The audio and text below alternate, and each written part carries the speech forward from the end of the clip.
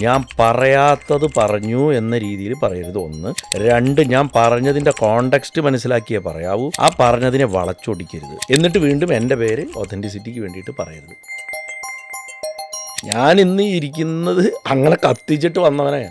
അമ്മാതിരി അടികൊണ്ടും ചുട്ടിട്ടും പഠിച്ചിട്ടാണ് ഞാൻ വന്നത്. ആ ചുട്ട് പഠിച്ചിട്ട് പറഞ്ഞിട്ടുള്ള കാര്യങ്ങളെയാണ് ഈ ഡിസ്റ്റോർട്ട് ചെയ്തിട്ട് പറയണത്. എന്തിന്? വെറും ലൈക്ക്, ഷെയർ, കയ്യടി, പണം. താമരക്കണ്ണൻ എന്ന് പറഞ്ഞ സ്വർണ്ണവർണ്ണമാണ്. ഒരു കയ്യിൽ അമൃതപാത്രം, ഒരു കയ്യിൽ വെണ്ണയും. ക്ഷയപാത്രങ്ങളെ രണ്ടും. വെണ്ണ കഴിച്ചു കഴിയുമ്പോഴേക്കും അതിൽ വെണ്ണ നിറയും, അമൃത് കഴിച്ചു കഴിയുമ്പോൾ അമൃത്. അപ്പോൾ ഇത് രണ്ടും കഴിച്ചുകൊണ്ടിരിക്കുക. അങ്ങനെ കഴിച്ചുകൊണ്ടിരിക്കണതിൻ്റെ ഇടയിൽ അമ്മ വിളിക്കുകയാണ്. അപ്പം അങ്ങനെ നോക്കുക, ആകർഷണീയത കൂടും, ആൾക്കാരെ വലിക്കും. ആൾക്കാരിങ്ങനെ ജനസഹസ്രങ്ങളെ ഇങ്ങനെ വലിച്ചുകൊണ്ടിരിക്കും, ആത്മാക്കളെ വലിച്ചുകൊണ്ടിരിക്കും. ബുദ്ധൻ 84-ാമത്തെ വയസ്സിൽ സർജറി നടക്കണം. അതിലാണ് അദ്ദേഹം ശരീരം വിടുന്നത്. ബിംബിസാരൻ രാജ്യത്ത് സർജറി നിരോധിച്ചു. എൻ്റെ ഗുരുനാഥൻ മരിക്കാൻ കാരണമായി, അതുകൊണ്ട് സർജറി നിരോധിച്ചു. സർജറി നിരോധിക്കപ്പെട്ടത് കൊണ്ട് വൈദ്യന്മാർക്ക് എന്താ ചെയ്യേണ്ടതെന്ന് അറിയാണ്ടായി. സർജറി കൊണ്ട് മാറ്റിയിരുന്ന രോഗങ്ങൾ മാറ്റാൻ, അതുകൊണ്ട് പുതിയ ഔഷധങ്ങളെ കൊണ്ട് അസുഖങ്ങൾ മാറ്റാനുള്ള ഗവേഷണങ്ങൾ നടന്നു. ആയുർവേദം വളർന്നു. ഒരു ഭാര്യയ്ക്കോ ഭർത്താവിനോ അന്യോന്യം മനസ്സറിഞ്ഞിട്ട് അങ്ങോട്ടും ഇങ്ങോട്ടും ഹെൽപ്പ് ചെയ്യുക. എങ്ങനെയാണ്? അത് വാക്ക് പറഞ്ഞിട്ടാ? അനുഭവമായിട്ട് മാറണുണ്ടത്. മനുഷ്യനാണ്, വിശ്വസിക്കരുത് എന്നതിന്. അതാരോടാ പറഞ്ഞത്? മനുഷ്യനോടാ. ഇതിലും വലിയൊരു അപമാനം മനുഷ്യന് വരാനുണ്ടോ? ഒരു ഇൻസൾട്ട് വരാനുണ്ടോ? മനുഷ്യൻ്റെ അടുത്ത് പറയാണ് ഭഗവാൻ, മനുഷ്യനാണ്, വിശ്വസിക്കരുത്.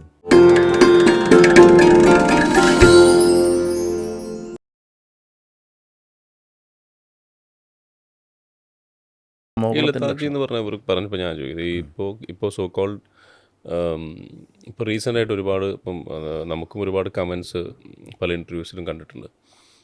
അപ്പം അങ്ങയുടെ ഇപ്പോൾ ഈ ലതാച്ചി എന്നുള്ള സാധനം വളരെ ശ്രദ്ധയോടെ നമ്മൾ നോക്കിക്കഴിഞ്ഞാൽ ഇന്ന് മുളച്ചു വരുന്ന പല പ്രഭാഷകരെന്ന് പറയപ്പെടുന്ന അല്ലെങ്കിൽ ആൾക്കാർ, ഇപ്പോൾ യൂട്യൂബിലാവാം, ഇൻസ്റ്റാഗ്രാം നിങ്ങൾക്ക് അങ്ങേക്കറിയാം, ഇൻസ്റ്റാഗ്രാം വളരെയധികം ഫോളോവേഴ്സ്. ഞാൻ ഇൻസ്റ്റാഗ്രാമിൽ ഇല്ല.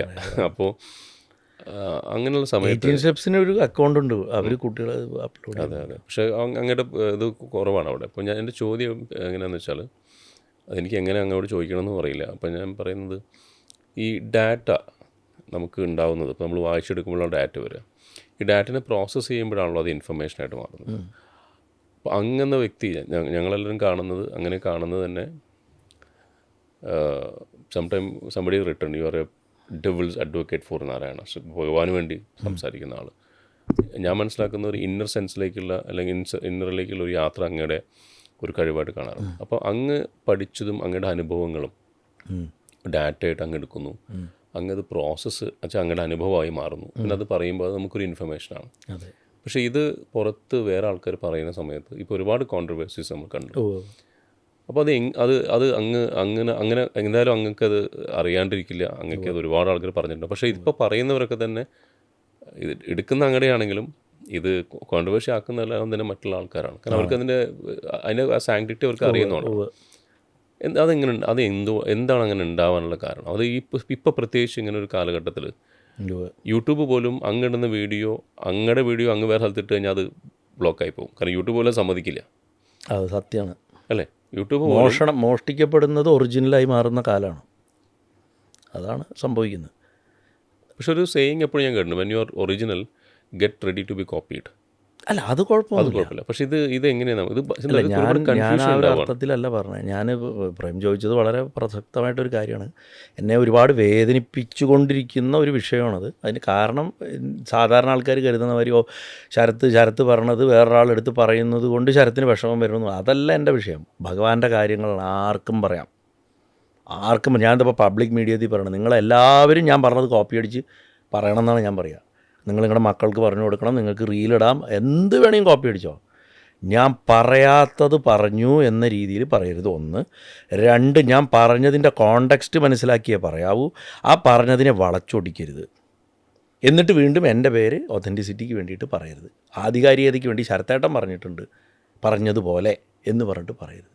കാരണം ഞാൻ പറഞ്ഞിട്ടുള്ള എൻ്റെ അനുഭവം അവിടെ പറയണം. അത് കോപ്പി അടിച്ച് പറയുന്ന ആൾക്ക് ആ അനുഭവം ഇല്ലെങ്കിൽ അത് കേൾക്കുന്ന ആൾക്ക് വിഷമായിട്ടേ ഭവിക്കുള്ളൂ. അത് ഭഗവാന്റെ ശാപമാണ്, ഈശ്വരൻ്റെ ശാപമാണത്. അനുഭവമില്ലാത്തവൻ അനുഭവമുള്ളവൻ്റെ വാക്കെടുത്തിട്ട് അനുഭവമില്ലാത്തൊരു ജനതയ്ക്ക് ഉണ്ടാക്കാത്ത രീതിയിൽ അല്ലെങ്കിൽ തെറ്റായിട്ടൊരു അനുഭവം ഉണ്ടാക്കുന്ന രീതി പറഞ്ഞു കൊടുത്താൽ അത് ശാപമായിട്ടാണ് ഭവിക്കുക. അത് യൂട്യൂബല്ലേ ഇൻസ്റ്റാഗ്രാമല്ലേ ഞങ്ങൾ അറിഞ്ഞില്ല ഞങ്ങൾക്കിത് അതൊന്നും അവിടെ വിഷയമല്ല. ഇതൊക്കെ ഇന്ന് വന്നതല്ലേ. പണ്ട് ഇത്തരം അറിവ് കിട്ടാൻ വേണ്ടി എത്ര കാതങ്ങൾ സഞ്ചരിച്ചും ജീവിതം ജന്മങ്ങൾ കത്തിച്ചിട്ടാണ് ഓരോരുത്തർ എത്തിയിട്ടുള്ളത്. ഞാൻ എത്തിയിട്ടുള്ള അങ്ങനെയാണ്. ഞാൻ ഇന്ന് ഇരിക്കുന്നത് അങ്ങനെ കത്തിച്ചിട്ട് വന്നവനാണ് ഞാൻ. അമ്മാതിരി അടികൊണ്ടും ചുട്ടിട്ടും പഠിച്ചിട്ടാണ് ഞാൻ വന്നത്. ആ ചുട്ടു പഠിച്ചിട്ട് പറഞ്ഞിട്ടുള്ള കാര്യങ്ങളെയാണ് ഈ ഡിസ്റ്റോർട്ട് ചെയ്തിട്ട് പറയണത്. എന്തിന്? വെറും ലൈക്ക്, ഷെയർ, കയ്യടി, പണം, പ്രശസ്തി. എനിക്ക് യാതൊരു വിരോധമില്ല. കർമ്മം മാക്സിമം വർദ്ധിക്കും. അത് അതിൻ്റെ ആത്യന്തിക ഫലത്തെ കൊടുക്കുകയും ചെയ്യും. അത്രേ പറയാനുള്ളൂ. അതിൻ്റെ മുകളിൽ എനിക്ക് ഇതിനെക്കുറിച്ച് ഒന്നും പറയാനില്ല. പിന്നെ ഇതിൽ വേറൊരു വിഷയം എന്താ വെച്ചാൽ, അപ്പോൾ ഒരു എക്സാമ്പിൾ ഞാൻ പറയാം. അപ്പോൾ ഭഗവാന്റെ കാര്യം പറഞ്ഞുകൊണ്ടിരിക്കുമ്പോഴാണ് നമ്മൾ ഈ ടോപ്പിക്കിലേക്ക് വന്ന് ഗോപാലസുന്ദരി ഞാൻ പറയാൻ വരുമായിരുന്നു. രാധാകൃഷ്ണൻ വരെ ഞാൻ പറഞ്ഞു നിർത്തി. എന്നിട്ട് ഞാൻ ഇതിലേക്ക് കണക്ട് ചെയ്തിട്ട് ഞാൻ പറയാം. ശ്രീവിദ്യാ സമ്പ്രദായത്തിൽ ഇതേപോലെ തന്നെ ത്രിപുരസുന്ദരിയും ഭഗവാനും കൂടെ ചേർന്ന് വരുന്ന, നാരായണനും കൂടെ ചേർന്ന് വരുന്ന ഒരു സങ്കല്പം, അല്ലെങ്കിൽ കൃഷ്ണൻ ചേർന്ന് വരണം. പ്രത്യേകിച്ച് കൃഷ്ണനാണ് ശ്രീവിദ്യയിൽ വലിയ പ്രാധാന്യമുണ്ട്. നരസിംഹത്തിനും കൃഷ്ണനും ശ്രീവിദ്യയിൽ പ്രാധാന്യമുണ്ട്. ആ ഭാവങ്ങൾ ചേർന്ന് വരുന്ന പകുതി സ്ത്രീയും പകുതി പുരുഷനുമായിട്ടാണ് ഗോപാലസുന്ദരി. ഭഗവാൻ തന്നെ ദേവിയെപ്പോലെ സകല ആയുധങ്ങളോടും കൂടിയിട്ട് ചക്രപീഠത്തിൽ നിൽക്കുന്ന ഭാവം വന്നാൽ ശ്രീവിദ്യാ രാജഗോപാലൻ എന്ന് പറയും. അത് പുരുഷനാണ്. ഇതിലൊക്കെ വ്യത്യാസങ്ങളുണ്ട് മന്ത്രങ്ങൾ. ഇത്ര നമുക്കിപ്പോൾ പറയാൻ അനുവാദമുള്ളൂ ഒരു പബ്ലിക് മീഡിയത്തിൽ. രഹസ്യോപാസനയുടെ ഭാഗമാണ്. അതിൽ തന്നെ ബാലഗോപാലസുന്ദരിയുണ്ട്. കുഞ്ഞുണ്ട്. ഞാനിതുവരെ പറഞ്ഞിട്ടില്ല, എവിടെയും പറയാറില്ല. ബാലഗോപാലസുന്ദരി കുട്ടിയായിട്ടുള്ള കുട്ടിയായിട്ടുള്ള ഭാവമുണ്ട്. ഭയങ്കര സദ്യോപ്രസന്ന, പെട്ടെന്ന് പ്രസാദിക്കുക. അതേമാതിരി കുഴപ്പം. വളരെ സൂക്ഷിച്ചിട്ട് ഹാൻഡിൽ ചെയ്യേണ്ട ദേവനാണ്. ഉണ്ണിയല്ലേ എന്ന് പറഞ്ഞിട്ട് കളയ പണി കിട്ടും. ഈ താമരക്കണ്ണൻ എന്ന് പറഞ്ഞ ഭാവത്തിനും ആ ഒരു സ്വഭാവമുണ്ട്. താമരക്കണ്ണൻ എന്ന് പറഞ്ഞാൽ സ്വർണ്ണവർണ്ണമാണ്. ഒരു കയ്യിൽ അമൃതപാത്രം, ഒരു കയ്യിൽ വെണ്ണയും. അത് ഓരോന്ന് അടിക്കുകയാണ്. മൂപ്പര് ഇരുന്ന് അടിച്ചുകൊണ്ടിരിക്കുക. അപ്പോഴേക്കും അടുത്തെന്നറിയും. അക്ഷയപാത്രങ്ങളെ രണ്ടും. വെണ്ണ കഴിച്ച് കഴിയുമ്പോഴേക്കും അതിൽ വെണ്ണ നിറയും, അമൃത് കഴിച്ച് കഴിയുമ്പോൾ അമൃതം. അപ്പോൾ ഇത് രണ്ടും കഴിച്ചുകൊണ്ടിരിക്കുക. അങ്ങനെ കഴിച്ചുകൊണ്ടിരിക്കുന്നതിൻ്റെ ഇടയിൽ ഒന്ന് ഫില്ലായി റീഫില്ല് വന്ന് അടുത്ത് കഴിക്കുമ്പോഴേക്കും അമ്മ വിളിക്കുകയാണ്. അപ്പോൾ അങ്ങനെ നോക്കുക, എന്ന് പറഞ്ഞ് അമ്മ വിളിക്കുന്നു. അതാണ് ഭാവം. അങ്ങനെ ധ്യാനിക്കേണ്ടതെന്നാണ്. ആഞ്ഞം തിരുമേനയുടെ ഉപാസനാമൂർത്തിയായിരുന്നു താമരക്കണ്ണൻ. ഇത്രയും പ്രസിദ്ധാകാരം ഗുരുവായൂർ ചോർച്ചിത്രമായിട്ടുണ്ടായിരുന്നു. അതിപ്പോൾ മാറ്റി ഇപ്പോൾ വടക്ക് വശത്തേക്കാക്കി. അവിടെ നിർമ്മാല്യതേരി വരെ ആൾക്കാർ ചവിട്ടിത്തേക്കാൻ തുടങ്ങി സൈഡിൽ വന്ന് നോക്കുന്നത്. അപ്പം ആ താമരക്കണ്ണൻ്റെ ഒറിജിനൽ സ്വഭാവം അതാണ്. 4 അക്ഷരമുള്ള മന്ത്രമാണ്. പക്ഷേ ചുമ്മാ കയറി ഉപാസിച്ച് കഴിഞ്ഞാൽ വളരെ സൂക്ഷിക്കേണ്ട ആളാണ്. കാരണം കൊച്ചു കുഞ്ഞെന്ന് മാത്രമല്ല, ഷാഠ്യം വരുമല്ലോ കുട്ടികൾക്ക്. പെട്ടെന്നാ പണുക, പെട്ടെന്നാ പ്രസാദിക്കുക. അതുകൊണ്ട് ഇരുതല മുറിച്ചുള്ള വാളാണ്. സ്വർണ്ണവർണ്ണ, കറുത്ത കുട്ടിയല്ല, സ്വർണ്ണ നിറ ഭഗവാൻ. താമരയ്ക്കും വേറൊരു നിറമാണ്. പിന്നെ ഉപാസനയുടെ ഭാഗമായതുകൊണ്ട് നമ്മൾ വളരെ ശ്രദ്ധിച്ച് ഇടപഴകേണ്ട ഉണ്ണിയത്. ഭഗവാന്റെ ഏറ്റവും ചൈതന്യവത്തായിട്ടുള്ള രൂപമാണ്. ബാലഭാവത്തിൽ ഈ ചതുരക്ഷരി എന്ന് പറഞ്ഞു, ചതുരക്ഷരി ഗോപാലൻ എന്ന് പറയും. അതിന് അത്രയും സൗന്ദര്യമുള്ള, അത്രയും ഹൃദയാപർജകമായിട്ടുള്ളൊരു ഭാവമാണ്. അതേപോലെ ഗോപാലസുന്ദരി ചുമ്മാ കയറിയിട്ട് ഗുരുവായൂരപ്പനുമായിട്ട് ഗോപാലസുന്ദരിക്ക് വലിയൊരു ബന്ധമുണ്ട്. അത് പബ്ലിക്കലി നമുക്ക് പറയാൻ പറ്റില്ല. വലിയൊരു ബന്ധമുണ്ട് ഭഗവാനുമായിട്ട്. ആ ഭാവത്തിൽ ആകർഷണീയത കൂടും. ആൾക്കാരെ വലിക്കും. ആൾക്കാരിങ്ങനെ ജനസഹസ്രങ്ങളെ ഇങ്ങനെ വലിച്ചുകൊണ്ടിരിക്കും. ആത്മാക്കളെ വലിച്ചുകൊണ്ടിരിക്കും. എടുത്ത് തന്നിലേക്ക് അടുപ്പിക്കും. സ്നേഹിച്ച് അതേപോലെ അതിൻ്റെ ഉപാസന വളരെ ശ്രദ്ധിച്ചാണ് ചെയ്യേണ്ടത്. വളരെ ശ്രദ്ധിച്ച് ചെയ്യണം. കേരളത്തിൽ വളരെ വിരലിലുണ്ടാവുന്നവർക്ക് ശരിയായിട്ടുള്ള ഗോപാലസുന്ദരി വിധാനം അറിയുള്ളൂ. പലരും മന്ത്രം അറിയണവരുണ്ട്. അതിൻ്റെ യഥാർത്ഥ വിധാനങ്ങൾ വളരെ റെയറാണ്. അപ്പോൾ ഇത്തരം രഹസ്യങ്ങൾ എനിക്കിന്ന് പബ്ലിക്കിൽ പറയാൻ പേടിയാണ്. ഞാൻ മുമ്പ് കുറച്ചെങ്കിലും ആരെങ്കിലും കേൾക്കുന്നവർക്ക് ഉണ്ടായിട്ട് പറയട്ടെ എന്ന് പറഞ്ഞിട്ട് ഞാൻ പ്രഭാഷണങ്ങളിലും അല്ലെങ്കിൽ ഇത് പോഡ്കാസ്റ്റ് നമ്മളിപ്പോൾ അധികമൊന്നും ഞാൻ ചെയ്തിട്ടില്ലല്ലോ. തത്വമയുടെ ഉണ്ടായിരുന്നു, പ്രേമിൻ്റെ ദിശയിൽ വന്നു. അല്ലാണ്ട് എൻ്റെ വേറെ ഇൻ്റർവ്യൂസായിട്ട് അങ്ങനെ ഇല്ല. പക്ഷേ പ്രഭാഷണങ്ങൾ ഞാൻ പലതും എൻ്റെ സന്തോഷം കൊണ്ട് എല്ലാവർക്കും കിട്ടട്ടെ എന്നുള്ള ഒരു സന്തോഷം തന്നെയാണ്. എനിക്കതുകൊണ്ട് സന്തോഷം ഉണ്ടാവണം. അല്ലാണ്ട് അതൊരു വലിയ കാര്യമൊന്നുമല്ല. ഗുരുവായൂരപ്പനും അതിനൊപ്പം നിൽക്കും, ഞാനത് വിളിച്ചു പറയും. പക്ഷേ ഇപ്പം ഞാൻ ഭഗവാനായിട്ട് ഉടക്കില്ല. എന്നെക്കൊണ്ട് എന്തിനാണ് ഇത് പറയിപ്പിച്ചതെന്ന് ഞാൻ ഭഗവാനോട് ചോദിക്കണം. അത് അദ്ദേഹത്തിൻ്റെ റീസൺ ഉണ്ട്. അദ്ദേഹം തന്നെയാണ് ശരി, അതൊക്കെ ഉണ്ട്. പക്ഷേ തല്ലുകൂടാൻ എനിക്ക് അവകാശമുണ്ട്. കാരണം ഞാൻ പറഞ്ഞിട്ടുള്ള കാര്യങ്ങളെ എൻ്റെ അനുഭവമായിട്ടുള്ള കാര്യങ്ങളെ, ഞാൻ ഈ പൊള്ളിപ്പടിച്ചിട്ടുള്ള കാര്യങ്ങളെ വരെ ഒരു തത്വദീക്ഷയില്ലാണ്ട് കട്ടും മോഷ്ടിച്ചിട്ടും ഓരോ ക്ഷേത്രവേദികളിലും ലൈവുകളിലും പാചകത്തിൻ്റെ ക്ലാസ്സിലും വരെ പോയിട്ട് പറയുക. അത് സപ്പോർട്ട് ചെയ്യാൻ ഇവിടെ ആചാര്യവേഷം കെട്ടി നടക്കണ കുറേ ആൾക്കാരും. അതുകൊണ്ട് I don't have anything to do with this. There was a time when I quit filmmaking just because of this kind of trash. ഈ ചവറിൻ്റെ ഇടയിൽ ഒരു പക്ഷേ ഇതായിരിക്കും എന്നെ സംബന്ധിച്ചിടത്തോളം ഞാൻ ലാസ്റ്റ് കൊടുക്കണ പബ്ലിക് ഇൻ്റർവ്യൂ. അതേപോലെ തന്നെ ഞാനിപ്പോൾ വളരെ റെസ്ട്രിക്റ്റ് ചെയ്യാൻ തുടങ്ങിയിട്ടുണ്ട്. അതിപ്പോൾ എന്താ ഇപ്പോൾ വലിയ കാര്യം? നിങ്ങൾ പറയും, വേറൊരാൾ പറയട്ടെ, വേറൊരാൾക്ക് പറയാനുള്ള അവകാശമുണ്ട്.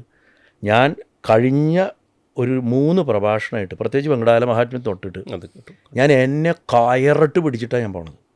എൻ്റെ വായിൽ നിന്ന് ഒരു രഹസ്യ സ്വഭാവമുള്ളൊരു സാധനം പുറത്ത് വരണ്ട, അത് കേൾക്കേണ്ട ആൾക്കാർ ഇനി എന്നുള്ളൊരു തീരുമാനത്തിൽ ഞാൻ എത്തി. എൻ്റെ അടുത്ത് അന്വേഷിച്ച് വരുന്നവർ പണ്ടും വന്നിരുന്നു എന്നെ ഇതൊക്കെ കൂടെ അറിയുന്നതിന് മുമ്പ്. അന്ന് എനിക്ക് അറിയണത് ഞാൻ സ്നേഹത്തോടെ പറഞ്ഞു കൊടുത്തിട്ടുണ്ട്. ഞാൻ ആരും ഒന്നും പ്രതീക്ഷിക്കാറില്ല, ഞാൻ ദീക്ഷയും കൊടുക്കാറില്ല. അവർക്ക് ഇനിയുള്ളൂ. അതിലേക്കുള്ളൊരു തീരുമാനത്തിലേക്ക് ഞാൻ എത്തി എന്ന് തന്നെ പറയണം. അതിന് കാരണം ഇവരെ പോലുള്ള ആൾക്കാരാണ്. അർഹതയുള്ള എവിടെയോ ഇരിക്കുന്നവന് പോലും ഇത് ശരത്തേ ഹരിദാസന് കിട്ടാണ്ടാക്കിയിട്ടുണ്ട് ആരെങ്കിലും എന്നുണ്ടെങ്കിൽ അതിൻ്റെ ദോഷം കൂടി ഇവർക്ക് ഇരിക്കട്ടെ എന്ന് വിചാരിച്ചിട്ട് തന്നെ ഞാനത് ചെയ്യുകയാണ്. കാരണം അത്ര എൻ്റെ മനസ്സിനെ വെറുപ്പിച്ചു കഴിഞ്ഞു. ഞാൻ എവിടെയും പേര് ഞാൻ പറഞ്ഞിട്ടില്ല ഇത് ചെയ്യുന്ന വ്യക്തികളുടെ. പലരും ചോദിക്കുന്നുണ്ട്, ശരത്തേട്ടൻ പേര് പറയൂ, ശരത്തേട്ടൻ ഇപ്പോൾ ഇങ്ങനെ റെസ്പോണ്ട് ചെയ്തില്ല. ഇവർക്കൊന്നും അറിയാത്ത കഥയുണ്ട്. ഞാൻ 1 വർഷം മുമ്പ്, ഈ നാട്ടുകാർ ഇതൊക്കെ അറിയുന്നതിന് മുൻപേ ഇത് ഞാൻ തിരിച്ചറിഞ്ഞു. ഞാൻ ആകെ വളരെ കുറച്ച് പ്രാവശ്യം മാത്രം കണ്ടിട്ടുള്ള വ്യക്തികളുണ്ട് ഇതിൽ. അവർ തംബ്നെയിൽ ടൈറ്റിൽ വരെ മോഷ്ടിക്കുക. ഇപ്പോൾ ഗുരുവായൂരപ്പൻ്റെ നരസിംഹാവതാരം എന്ന് ഞാൻ ടൈറ്റിൽ ഇട്ടിട്ടുണ്ടെങ്കിൽ അതുവരെ അങ്ങനെ ഇടും. എനിക്ക് കോളേജിൽ പഠിക്കുന്ന കാലത്ത് ഞാൻ നടന്നു പോകുന്ന വഴികളിൽ ഞാൻ ഭഗവാനുമായിട്ട് എൻ്റെ ആന്തരിക സംഭാഷണങ്ങളിൽ ധ്യാനം എന്താ, പ്രാർത്ഥന എന്താണെന്നുള്ളതിൻ്റെ വ്യത്യാസം ചോദിച്ച് എനിക്ക് കിട്ടിയ വാക്കിനെ ഞാൻ എല്ലാവർക്കും ഉപകാരപ്പെടട്ടെ എന്ന് പറഞ്ഞു കൊടുക്കുന്നത് അവരവരുടെ വാക്കുകളായിട്ട് പറയണത് ഞാൻ കേട്ടിട്ടുണ്ട്. ഭാഗവതാചാര്യ രത്നം തമ്പാൻ അമ്മയുടെ ഭർത്താവ് തമ്പാൻ അദ്ദേഹത്തിനുണ്ടായ ഒരു അനുഭവം ആന്യം തിരുമേനയുടെ ഞാൻ പറഞ്ഞത് ഇവർ കണ്ട പോലെ ഇവർ ഒരു ക്ഷേത്രത്തിൽ ഇരുന്ന് അടിക്കണതിൻ്റെ ഒരു വീഡിയോ ഞാനിത് അന്വേഷിച്ച്, ഞാൻ റീല് നോക്കണ ആളല്ല, വീഡിയോ നോക്കണം, ഓരോരുത്തർ പക്ഷേ എടുത്ത് അയച്ചു തരും എനിക്ക്. ബുദ്ധനും ശങ്കരനും അവസാന കാലത്ത് അവർ ശരീരം ഉപേക്ഷിക്കണതിനൊരു കാരണമാണ്. മനുഷ്യൻ്റെ ശരീരം അല്ലാണ്ട് പോവില്ല. ഭഗന്തരം എന്ന് പറയുന്നൊരു അസുഖം വന്നു എന്ന് ആർക്കും ഇവിടെ നമ്മൾ ഐഡലൈസ് ചെയ്ത് വെച്ചിരിക്കുന്നതുകൊണ്ട് അംഗീകരിക്കാൻ പറ്റില്ല. പത്മപാദൻ്റെ മടിയിൽ കിടന്നിട്ട് അവസാനം ചെല്ലുന്ന ശ്ലോകങ്ങളാണ് ആ 10 ശ്ലോകം, ദശശ്ലോകി, ഏകോപശിഷ്ട ശിവക്കേവലോഹം എന്ന് പറഞ്ഞിട്ട് അവസാനിക്കുന്നത്. ബുദ്ധൻ 84-ാമത്തെ വയസ്സിൽ സർജറി നടക്കണം, അതിലാണ് അദ്ദേഹം ശരീരം വിടുന്നത്. ബിംബിസാരൻ രാജ്യത്ത് സർജറി നിരോധിച്ചു. എൻ്റെ ഗുരുനാഥൻ മരിക്കാൻ കാരണമായി, അതുകൊണ്ട് സർജറി നിരോധിച്ചു. നിർമ്മലാനന്ദഗിരി സ്വാമി പറയും, സർജറി നിരോധിക്കപ്പെട്ടതുകൊണ്ട് വൈദ്യന്മാർക്ക് എന്താ ചെയ്യേണ്ടതെന്ന് അറിയാണ്ടായി. സർജറി കൊണ്ട് മാറ്റിയിരുന്ന രോഗങ്ങൾ മാറ്റാൻ, അതുകൊണ്ട് പുതിയ ഔഷധങ്ങളെ കൊണ്ട് അസുഖങ്ങൾ മാറ്റാനുള്ള ഗവേഷണങ്ങൾ നടന്നു, ആയുർവേദം വളർന്നു. ബുദ്ധൻ്റെ മരണമാണ് ആയുർവേദത്തിനെ വളർത്തിയത്. എന്തിന്? കോട്ടക്കൽ ആയുർവേദശാല ചെന്നാൽ കിട്ടും മാണിഭദ്രലേഹ്യം. ബുദ്ധന് മാണിഭദ്രൻ എന്ന് പറഞ്ഞ യക്ഷൻ കൊടുക്കുന്നതായിട്ടാണ് പറയണത്, അതിൻ്റെ പ്രിസ്ക്രിപ്ഷൻ. അതുകൊണ്ടാണ് ഇതിനെ മാണിഭദ്ര. എന്തിനാണ് മാണിഭദ്രലേഹ്യം ഉപയോഗിക്കണമെന്ന് പൈൽസുള്ളവരോട് ചോദിച്ചാൽ പറഞ്ഞു തരും. ഉടനെ ഏതോ ഒരുത്തൻ കട്ടിട്ട് ഒരു വീഡിയോ ഇറക്കി, ബുദ്ധന് മൂലക്കുരുവായിരുന്നു, ശരത്തേ ഹരിദാസൻ പറയണു. ഇത് ഈ അവതാരങ്ങളൊക്കെ വന്നിട്ട് അരങ്ങ് തകർത്തിട്ട് ജനങ്ങൾ അറിയാൻ മുമ്പ് ഉണ്ടായ ഒരു കഥയാണിത്. മനസ്സിലായില്ലേ? ഞാനിതൊന്നും ശ്രദ്ധിക്കാണ്ട് പോയിട്ടുള്ളതാണ്. ഞാൻ പറയും അവരെന്തോ പറഞ്ഞോട്ടെ, അതിൻ്റെ പാടായി. ഭഗവാന്റെ കഥയാണെങ്കിൽ അത് പറയാൻ ആർക്കും ആവശ്യമുണ്ട്. ഇപ്പോൾ ഗുരുവായൂരപ്പൻ്റെ കുന്നിക്കുരുവിൻ്റെ ഗുരുവായൂരപ്പൻ എന്ന് പറഞ്ഞിട്ട് പ്രഭാഷണത്തിൻ്റെ അതേപടി എടുത്തിട്ട് അടിച്ചു മാറ്റുന്നവർ. എന്നാൽ ചില മഹത്തുക്കളും ഉണ്ട്, അവർക്ക് ആ സൽസ്വഭാവം ഉള്ളതുകൊണ്ട്. ഭാഗവത ആചാര്യന്മാരായിട്ട് തന്നെ ചിലർ, എന്നേലും പ്രായം കൊണ്ട് താഴെയുള്ളവരും മുതിർന്നവരും എന്നെ വിളിച്ചിട്ട് പലപ്പോഴും ചോദിച്ചിട്ടുണ്ട്, ശരത്തേട്ടാ അല്ലെങ്കിൽ ശരത്തെ, ഞാൻ ആ ബദരിയിലേക്ക് തീർത്ഥയാത്ര പോയ ആളുടെ കഥ ഒന്ന് സപ്താഹത്തിൽ പറഞ്ഞോട്ടെ. അത് ഗുരുവായൂരപ്പൻ അവരുടെ അകത്ത് നിൽക്കണോണ്ടാണ് അവർക്കത് പറയാൻ തോന്നുന്നത്. അല്ലാത്തവൻ മോഷ്ടാവായിരിക്കും. അവൻ കള്ളനെക്കാട്ടിലും നികൃഷ്ടനായിട്ടുള്ള ഒരുത്തനാണ്. കാരണം ഈ വിഷയം എൻ്റെ മൈൻഡിൽ ആദ്യം വരണത് എങ്ങനെയാണെന്ന് വെച്ചാൽ ഞാനിത് എനിക്ക് യാദൃശ്ചികമായിട്ടാണ് ഒരു പ്രഭാഷണം ഞാൻ കാണുന്നത്. അങ്ങനെ വേർഡ് ടു വേർഡ് കോപ്പി ആയിട്ട് പറയണം. ഒറ്റ വ്യത്യാസമേ ഉള്ളൂ, എൻ്റെ മുഖമല്ല, എൻ്റെ സംഭാഷണ ശൈലിയുമല്ല. അത് മാത്രമേ വ്യത്യാസമുള്ളൂ. ബാക്കി കണ്ടൻറ്റ് അങ്ങനെ അതന്നെ. ഞാൻ പക്ഷെ മിണ്ടാണ്ടിരുന്നു. പക്ഷെ വേറെ പലരും ഇത് ആവർത്തിച്ച് പറയാൻ തുടങ്ങിയപ്പോൾ 2024 ഓഗസ്റ്റ് മാസത്തിൽ ഞാൻ ഈ പറയുന്ന വ്യക്തിയെ വിളിച്ച് സംസാരിക്കാം എന്ന് കരുതി വിളിച്ചു. അദ്ദേഹത്തിനെ കിട്ടിയില്ല.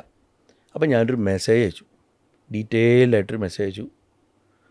ഇങ്ങനെ ചെയ്യണം ശരിയല്ല, അങ്ങേക്ക് ഞാൻ പറയുന്ന ഏത് കഥ വേണമെങ്കിലും പറയാനുള്ള അവകാശമുണ്ട്, എന്ത് വേണമെങ്കിലും പറയാം, പക്ഷേ അതിനെ വളച്ചൊടിച്ച് പറയരുത്. ശരത് ഹരിദാസൻ്റെ സ്വന്തം എന്ന് പറഞ്ഞിട്ടൊരു മെറ്റീരിയൽ പ്രപഞ്ചത്തില്ല. എനിക്കും ഇത് കിട്ടണത് ഏതോ ഒരു പൈപ്പ് എന്നാണ് ചില സമയത്ത്. ഞാൻ പലപ്പോഴും മുമ്പും പറഞ്ഞു കഴിഞ്ഞാൽ എൻ്റെ അടുത്ത് വന്നിട്ട് എന്താ പറഞ്ഞതെന്ന് വെച്ചാൽ എനിക്ക് ഓർമ്മ ഉണ്ടാവില്ല. പക്ഷേ ഞാൻ പറയണതിൻ്റെ കോണ്ടെക്സ്റ്റ് മനസ്സിലാക്കണം.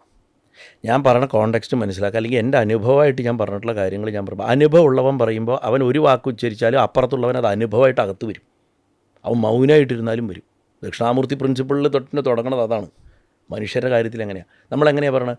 അമ്മയ്ക്ക് മക്കളുടെ കാര്യം അവർ കുട്ടികൾ പറയാതെ തന്നെ ആവശ്യം അറിഞ്ഞ് ചെയ്യാൻ സാധിക്കുന്നു. ഒരു ഭാര്യയ്ക്കോ ഭർത്താവിനോ അന്യോന്യം മനസ്സറിഞ്ഞിട്ട് അങ്ങോട്ടും ഇങ്ങോട്ടും ഹെൽപ്പ് ചെയ്യുക. എങ്ങനെയാണ്? അത് വാക്ക് പറഞ്ഞിട്ടാ? അനുഭവമായിട്ട് മാറണമുണ്ടത്. ഇത് തന്നെയാണ് ആധ്യാത്മികതയിൽ സംഭവിക്കേണ്ട ഏറ്റവും ഹയസ്റ്റ് അവസ്ഥ. അത് ഇപ്പോൾ ഇൻ്റർപേഴ്സണൽ കമ്മ്യൂണിക്കേഷനിൽ മാത്രമല്ല. അപ്പം ഞാൻ പറഞ്ഞത് ഇത്രയേ ഉള്ളൂ, ഡിസ്റ്റോർട്ട് ചെയ്യുകയാണെങ്കിൽ ശരത്തേട്ടൻ പറഞ്ഞ പോലെയെന്ന് എവിടെയും പറയരുത്. അതിന് മറുപടിയായിട്ട് ഇദ്ദേഹം എന്നെ വിളിച്ചു തോന്നുന്നു. പിന്നെ കുറച്ച് കഴിഞ്ഞിട്ടാണ് മെസ്സേജ് ചെയ്യേണ്ടത്. പക്ഷേ എനിക്കപ്പോൾ എടുക്കാൻ പറ്റിയിരുന്നില്ല. എനിക്ക് ദീർഘമായിട്ട് ഇംഗ്ലീഷിലൊരു മെസ്സേജും തുടർന്ന് 2 ഓഡിയോ മെസ്സേജും എനിക്ക് അയച്ചു. അതിന്നും എൻ്റെ കയ്യിലുണ്ട്. ഇന്ന് ഞാൻ ചിലവർക്കൊക്കെ അത് കേൾപ്പിച്ചിട്ടുണ്ട് ഞാൻ. ഇപ്പോൾ ഓഗസ്റ്റ് 11, 2024 അതിൽ അദ്ദേഹം തന്നെ എഴുതിയിട്ടുണ്ട്, ഇന്നേ ദിവസം ഓഗസ്റ്റ് 11, 2024 തൊട്ട് ശരത്തേട്ട ഞാൻ അങ്ങയുടെ ഒരു ഇതും കോപ്പി അടിക്കില്ല. ഞാൻ അത് പറഞ്ഞിട്ട് ഒരു അൺഡ്യൂ ബെനിഫിറ്റ് ഉണ്ടാക്കാത്ത ഞാൻ അങ്ങയുടെ കാല് പിടിച്ച് മാപ്പ് പറയണം. എവിടുന്നെങ്കിലും നേരിട്ട് കണ്ടാൽ അങ്ങയുടെ കാലിൽ നമസ്കരിക്കാനൊരു അവസരം മാത്രം എനിക്ക് തന്നാൽ മതി. ഞാൻ എല്ലാറ്റിൻ്റെ അവസാനം എഴുതിയിട്ടുണ്ട്, whatever beyond all this you will always remain as the dear boy you are to me എന്ന് പറഞ്ഞിട്ടൊരു വരിയുണ്ട് എൻ്റെ. ഞാൻ അയാൾക്ക് അയച്ചതിൽ ആദ്യം ഞാൻ ഈ വിഷമം പറഞ്ഞിട്ട് ഇങ്ങനെ ചെയ്യരുതെന്ന് പറഞ്ഞിട്ട്, എന്തൊക്കെയാണെങ്കിലും നീ എനിക്ക് പ്രിയപ്പെട്ട കുട്ടി തന്നെയായിരിക്കും, കാരണം അവൻ ഭഗവാന്റെ കാര്യങ്ങൾ പറയുന്ന ഒരാളാണ് എന്നുള്ള എൻ്റെ സ്നേഹം. അത്ര എനിക്ക് വേറെ ഇതൊന്നുമില്ല. അദ്ദേഹത്തിന് ഞാൻ മന്ത്രം കൊടുത്തിട്ട് ഞാൻ ആകെ 3 പ്രാവശ്യം കണ്ടിട്ടുള്ളൂ. 3ാമത്തെ തവണയായിട്ട് ഞാൻ കണ്ടപ്പോഴാണ് അദ്ദേഹം എൻ്റെ ഒപ്പം നിന്നൊരു ഗ്രൂപ്പ് ഫോട്ടോ എടുത്തിട്ട് ഫേസ്ബുക്കിലിട്ടു, ഗുരുവായൂരപ്പന് പ്രിയപ്പെട്ട 2 പേരെന്ന്. അപ്പോഴാണ് ഞാൻ ആദ്യം ഇതെന്താ അത്, ഞാൻ ഗുരുവായൂരപ്പൻ്റെ പ്രിയപ്പെട്ട ഒരാളാണ് ഞാൻ അവകാശപ്പെട്ടിട്ടേ ഇല്ല. ഭഗവാൻ ഏറ്റവും ശല്യമായിട്ടുള്ള ആൾക്കാരിൽ ഒരുത്തരാണ് ഞാൻ. അപ്പോൾ അവിടുന്നാണ് ഞാനിത് ശ്രദ്ധിച്ചു തുടങ്ങുന്നത്. അതാണ് എൻ്റെ ഇൻസൈറ്റിങ് ഇൻസിഡൻറ്റ്. ദെൻ ഈ മറുപടി വരുന്നു, ഇനി ഞാൻ അങ്ങനെ ചെയ്യില്ല എന്ന് പറഞ്ഞ് ഭഗവാന്റെ പേരിൽ സത്യം ചെയ്യണ വ്യക്തിയാണ് അതിനുശേഷം ഏറ്റവും കൂടുതൽ പ്ലാഗിയറൈസ് ചെയ്യുന്നതും ഏറ്റവും കൂടുതൽ ഡിസ്റ്റോർട്ട് ചെയ്യുന്നതും. അങ്ങനെ മമ്മിയൂർ അതിരുദ്രത്തിന് ആചാര്യന്മാർ മുഴുവൻ നിറഞ്ഞിരിക്കുന്ന മമ്മിയൂർ അതിരുദ്രത്തിന് ഭഗവാന്റെ നിശ്ചയം കൊണ്ട് എനിക്ക് 2 പ്രഭാഷണം ചെയ്യേണ്ടി വന്നു. 7ാം ദിവസമായിരുന്നു എൻ്റെ പ്രഭാഷണം, ശ്രീരുദ്രത്തിൻ്റെ മഹിമ. അപ്പോൾ അന്നത്തെ ചെയർമാൻ രുക്മിണി റീജൻസിലെ കോണർ പ്രകാശേട്ടൻ എൻ്റെ അടുത്ത് പറഞ്ഞു, ശരത്തെ ശ്രീരുദ്ര അതിരുദ്രം വരികയിൽ ഇത്രയും കാലം കൂടിയിട്ട് 12 കൊല്ലം ആവർത്തനത്തിലാണല്ലോ അത് വരിക. അപ്പോൾ ആ വരുമ്പോൾ രുദ്രത്തിനെ കുറിച്ചിട്ടൊരു സീരീസ് ചെയ്താൽ നന്നായിരിക്കും. മൂപ്പർ എൻ്റെ പ്രഭാഷണങ്ങൾ കേൾക്കണം. അങ്ങനെ ഞാൻ വീട്ടിൽ നിന്ന് 5 ഭാഗമായിട്ട് രുദ്രം മുഴുവൻ വ്യാഖ്യാനിച്ചിട്ട് ഒരു സെറ്റ് ഉണ്ട്, യൂട്യൂബ് കിടപ്പുണ്ട് ഇപ്പോഴും. അത് കൂടാണ്ട് അതിൻ്റെ മഹിമയാണ് 7ാം ദിവസത്തേക്ക് എനിക്ക് വെച്ചിരുന്നത്. ജനുവരി 7-നായിരുന്നു അത്, എൻ്റെ ഓർമ്മ കറക്റ്റാണെങ്കിൽ. 2022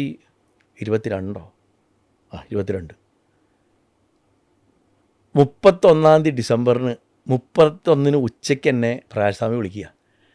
സ്വാമി വിളിച്ചിട്ട് എൻ്റെ അടുത്ത് പറയാണ്, നിങ്ങളെവിടെ ഉണ്ട് ചോദിച്ചു. ഞാൻ പറഞ്ഞു, ഞാൻ പാലക്കാടാണ്. ഒന്ന് ഗുരുവായൂർക്ക് വരുമോ?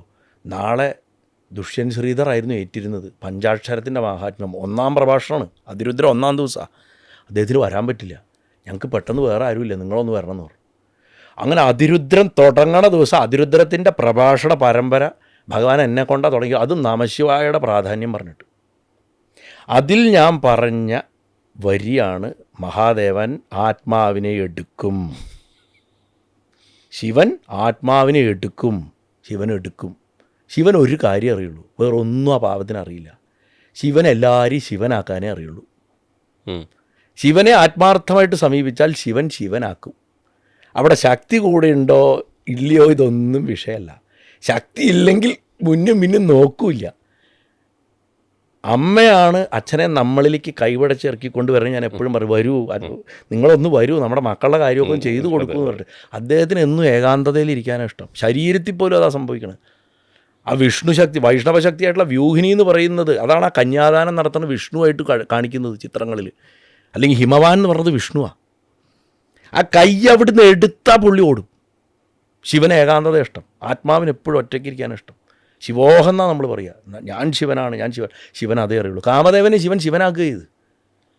അജ്ഞാനം അല്ലെങ്കിൽ മായയുടെയാണ് ശരീരം പഞ്ചഭൂതാത്മകമായിട്ട്. അതിനെ മൂന്നാമത്തെ അറിവിൻ്റെ കണ്ണുകൊണ്ട് നോക്കുമ്പോൾ ആ മായാജടിലായിട്ടുള്ള ശരീരം ഇല്ലാണ്ടായി ചിത്സ്വരൂപം മാത്രം അവശേഷിക്കും. ആ ആളെ തിരിച്ച് വീണ്ടും മായയിലേക്ക് കൊണ്ടുവരാനാണ് രതി ദേവി വരം മേടിക്കണത് ഭഗവാന്റെ നിന്ന്. അതുകൊണ്ട് ഞാൻ പലപ്പോഴും പറയാറുണ്ട്, ഭഗവാൻ തൃക്കണ്ണ് തുറന്ന് നോക്കുക പറഞ്ഞാൽ വെൽഡിങ് മെഷീൻ വെച്ചിട്ട് അടിച്ചിട്ട് കത്തിച്ച് കളയല്ല. നമ്മൾ വർക്ക്ഷോപ്പിൽ പോയി കഴിഞ്ഞാൽ വെൽഡിങ് വരുന്ന മാതിരിയാണല്ലോ സീരിയലിൽ കാണിക്കുക, നെറ്റിന്ന് ഇത് വരുന്നത്. അറിവിൻ്റെ കണ്ണ് കൊണ്ട് നോക്കുമ്പോൾ എല്ലാം ബ്രഹ്മമായിട്ടാണ് തോന്നുന്നത്, എല്ലാം ശിവനായിട്ടാണ് ശിവൻ കാണുന്നത്. ആ ശിവൻ്റെ അടുത്ത് പോയിട്ട് മണ്ടേനായിട്ടുള്ള നമ്മുടെ ഈ ലോക്കൽ വിഷമങ്ങൾ പോയിട്ട് കരഞ്ഞു പിഴിഞ്ഞ് പറഞ്ഞുകൊണ്ടിരിക്കും. ഭഗവാൻ ചിന്തിക്കും, ഇവൻ എന്തിനായി ചക്രത്തിൽ കിടന്ന് കഷ്ടപ്പെടണേ? അവൻ ഉപാസകനാണ്, അവൻ്റെ കർമ്മങ്ങൾ ഒടുങ്ങുണ്ടെന്ന് കണ്ടു കഴിഞ്ഞാൽ ഭഗവാൻ ആത്മാവിനെ എടുത്തിട്ട് തന്നെയാണ് അവനെ അനുഗ്രഹിക്കുക. ശിവൻ്റെ ഏറ്റവും വലിയ അനുഗ്രഹം ഭഗവാൻ നമ്മളെ ഈ ശരീരമാകണ കെട്ടുപാട് പൊട്ടിച്ച് കളഞ്ഞ് പുറത്തു പോകാൻ അനുഗ്രഹിക്കണം. ഇതാണ് ഞാൻ അവിടെ പറഞ്ഞത്. എന്നിട്ട് ഞാൻ പറഞ്ഞു, അങ്ങനെയുള്ള ആ ഭഗവാനെ, ആ മഹാദേവനെ ആരാധിക്കാൻ ചില്ലറ ധൈര്യം പോരാ എന്ന് പറഞ്ഞിട്ടാണ് ഞാൻ തുടങ്ങണത്. ഇതാ ഗുരുവായൂരിക്കുന്ന ആളുടെ അടുത്ത് പോയി പറഞ്ഞ മാതിരില്ല, എവിടെ ഇരിക്കുന്ന ആളുടെ അടുത്ത് ആചാര്യന്മാരിരിക്കുക, എല്ലാവരും ഇരിക്കുക പറഞ്ഞിപ്പിച്ചിട്ടുള്ളതാണ് ഗുരുവായൂരപ്പൻ എന്നെ കൊണ്ട്. ഞാൻ ഇപ്പോഴും പറയണു, ശിവൻ ആത്മാവിനെ എടുക്കും,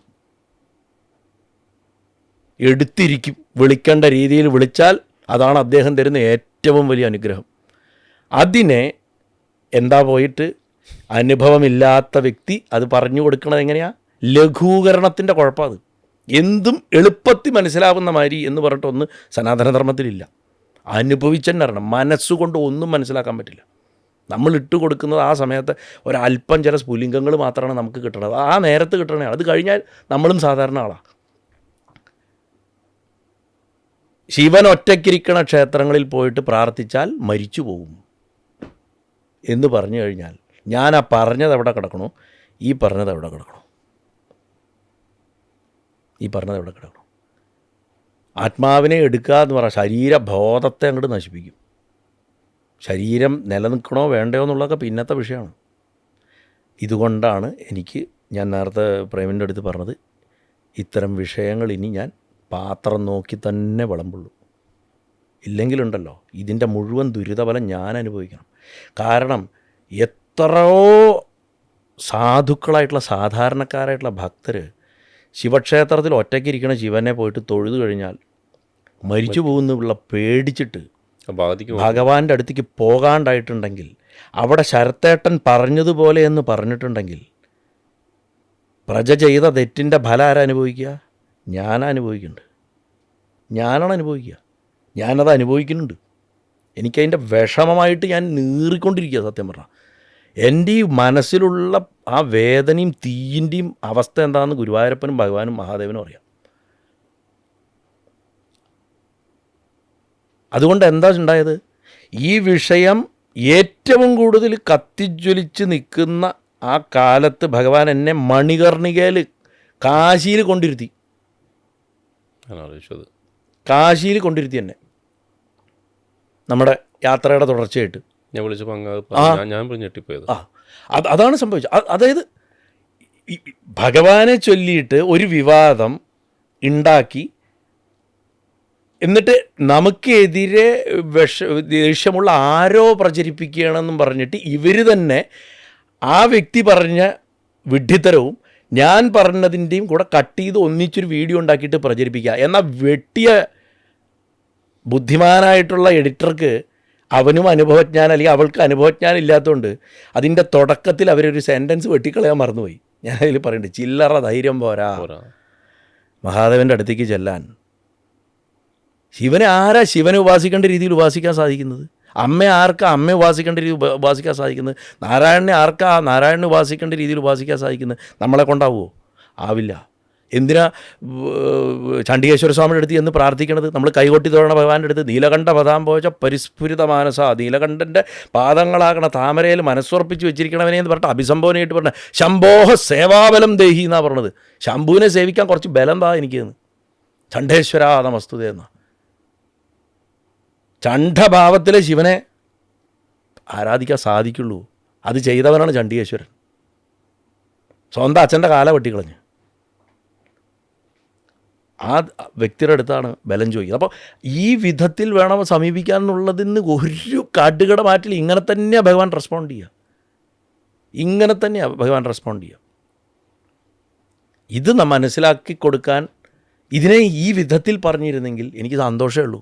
ആര് വേണമെങ്കിലും എടുത്തോട്ടെ. അല്ലെങ്കിൽ തെറ്റ് മാത്രം പറഞ്ഞിട്ട് ഈ വിഡ്ഢിത്തരം പറഞ്ഞതിന് ശേഷം ശരത്തേട്ടൻ പറഞ്ഞതുപോലെ എന്ന് പറയേണ്ട ആവശ്യം ഉണ്ടായിരുന്നില്ല.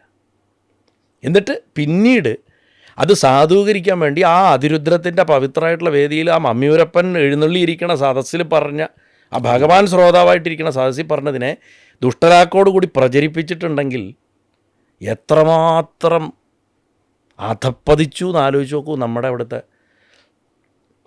നമ്മുടെ കാലഘട്ടത്തിൽ ഇന്ന് ഞാൻ വളരെ മനോഹരമായിട്ടൊരു ലേഖനം കണ്ടു. കേരളത്തിൽ വളരെ ആദരണീയനും പണ്ഡിതനായിട്ടുള്ളൊരു സന്യാസി വര്യൻ. അദ്ദേഹം ദേവിയെക്കുറിച്ചൊക്കെ ഒരുപാട് എഴുതിയിട്ടുള്ളൊരു വ്യക്തിയാണ്.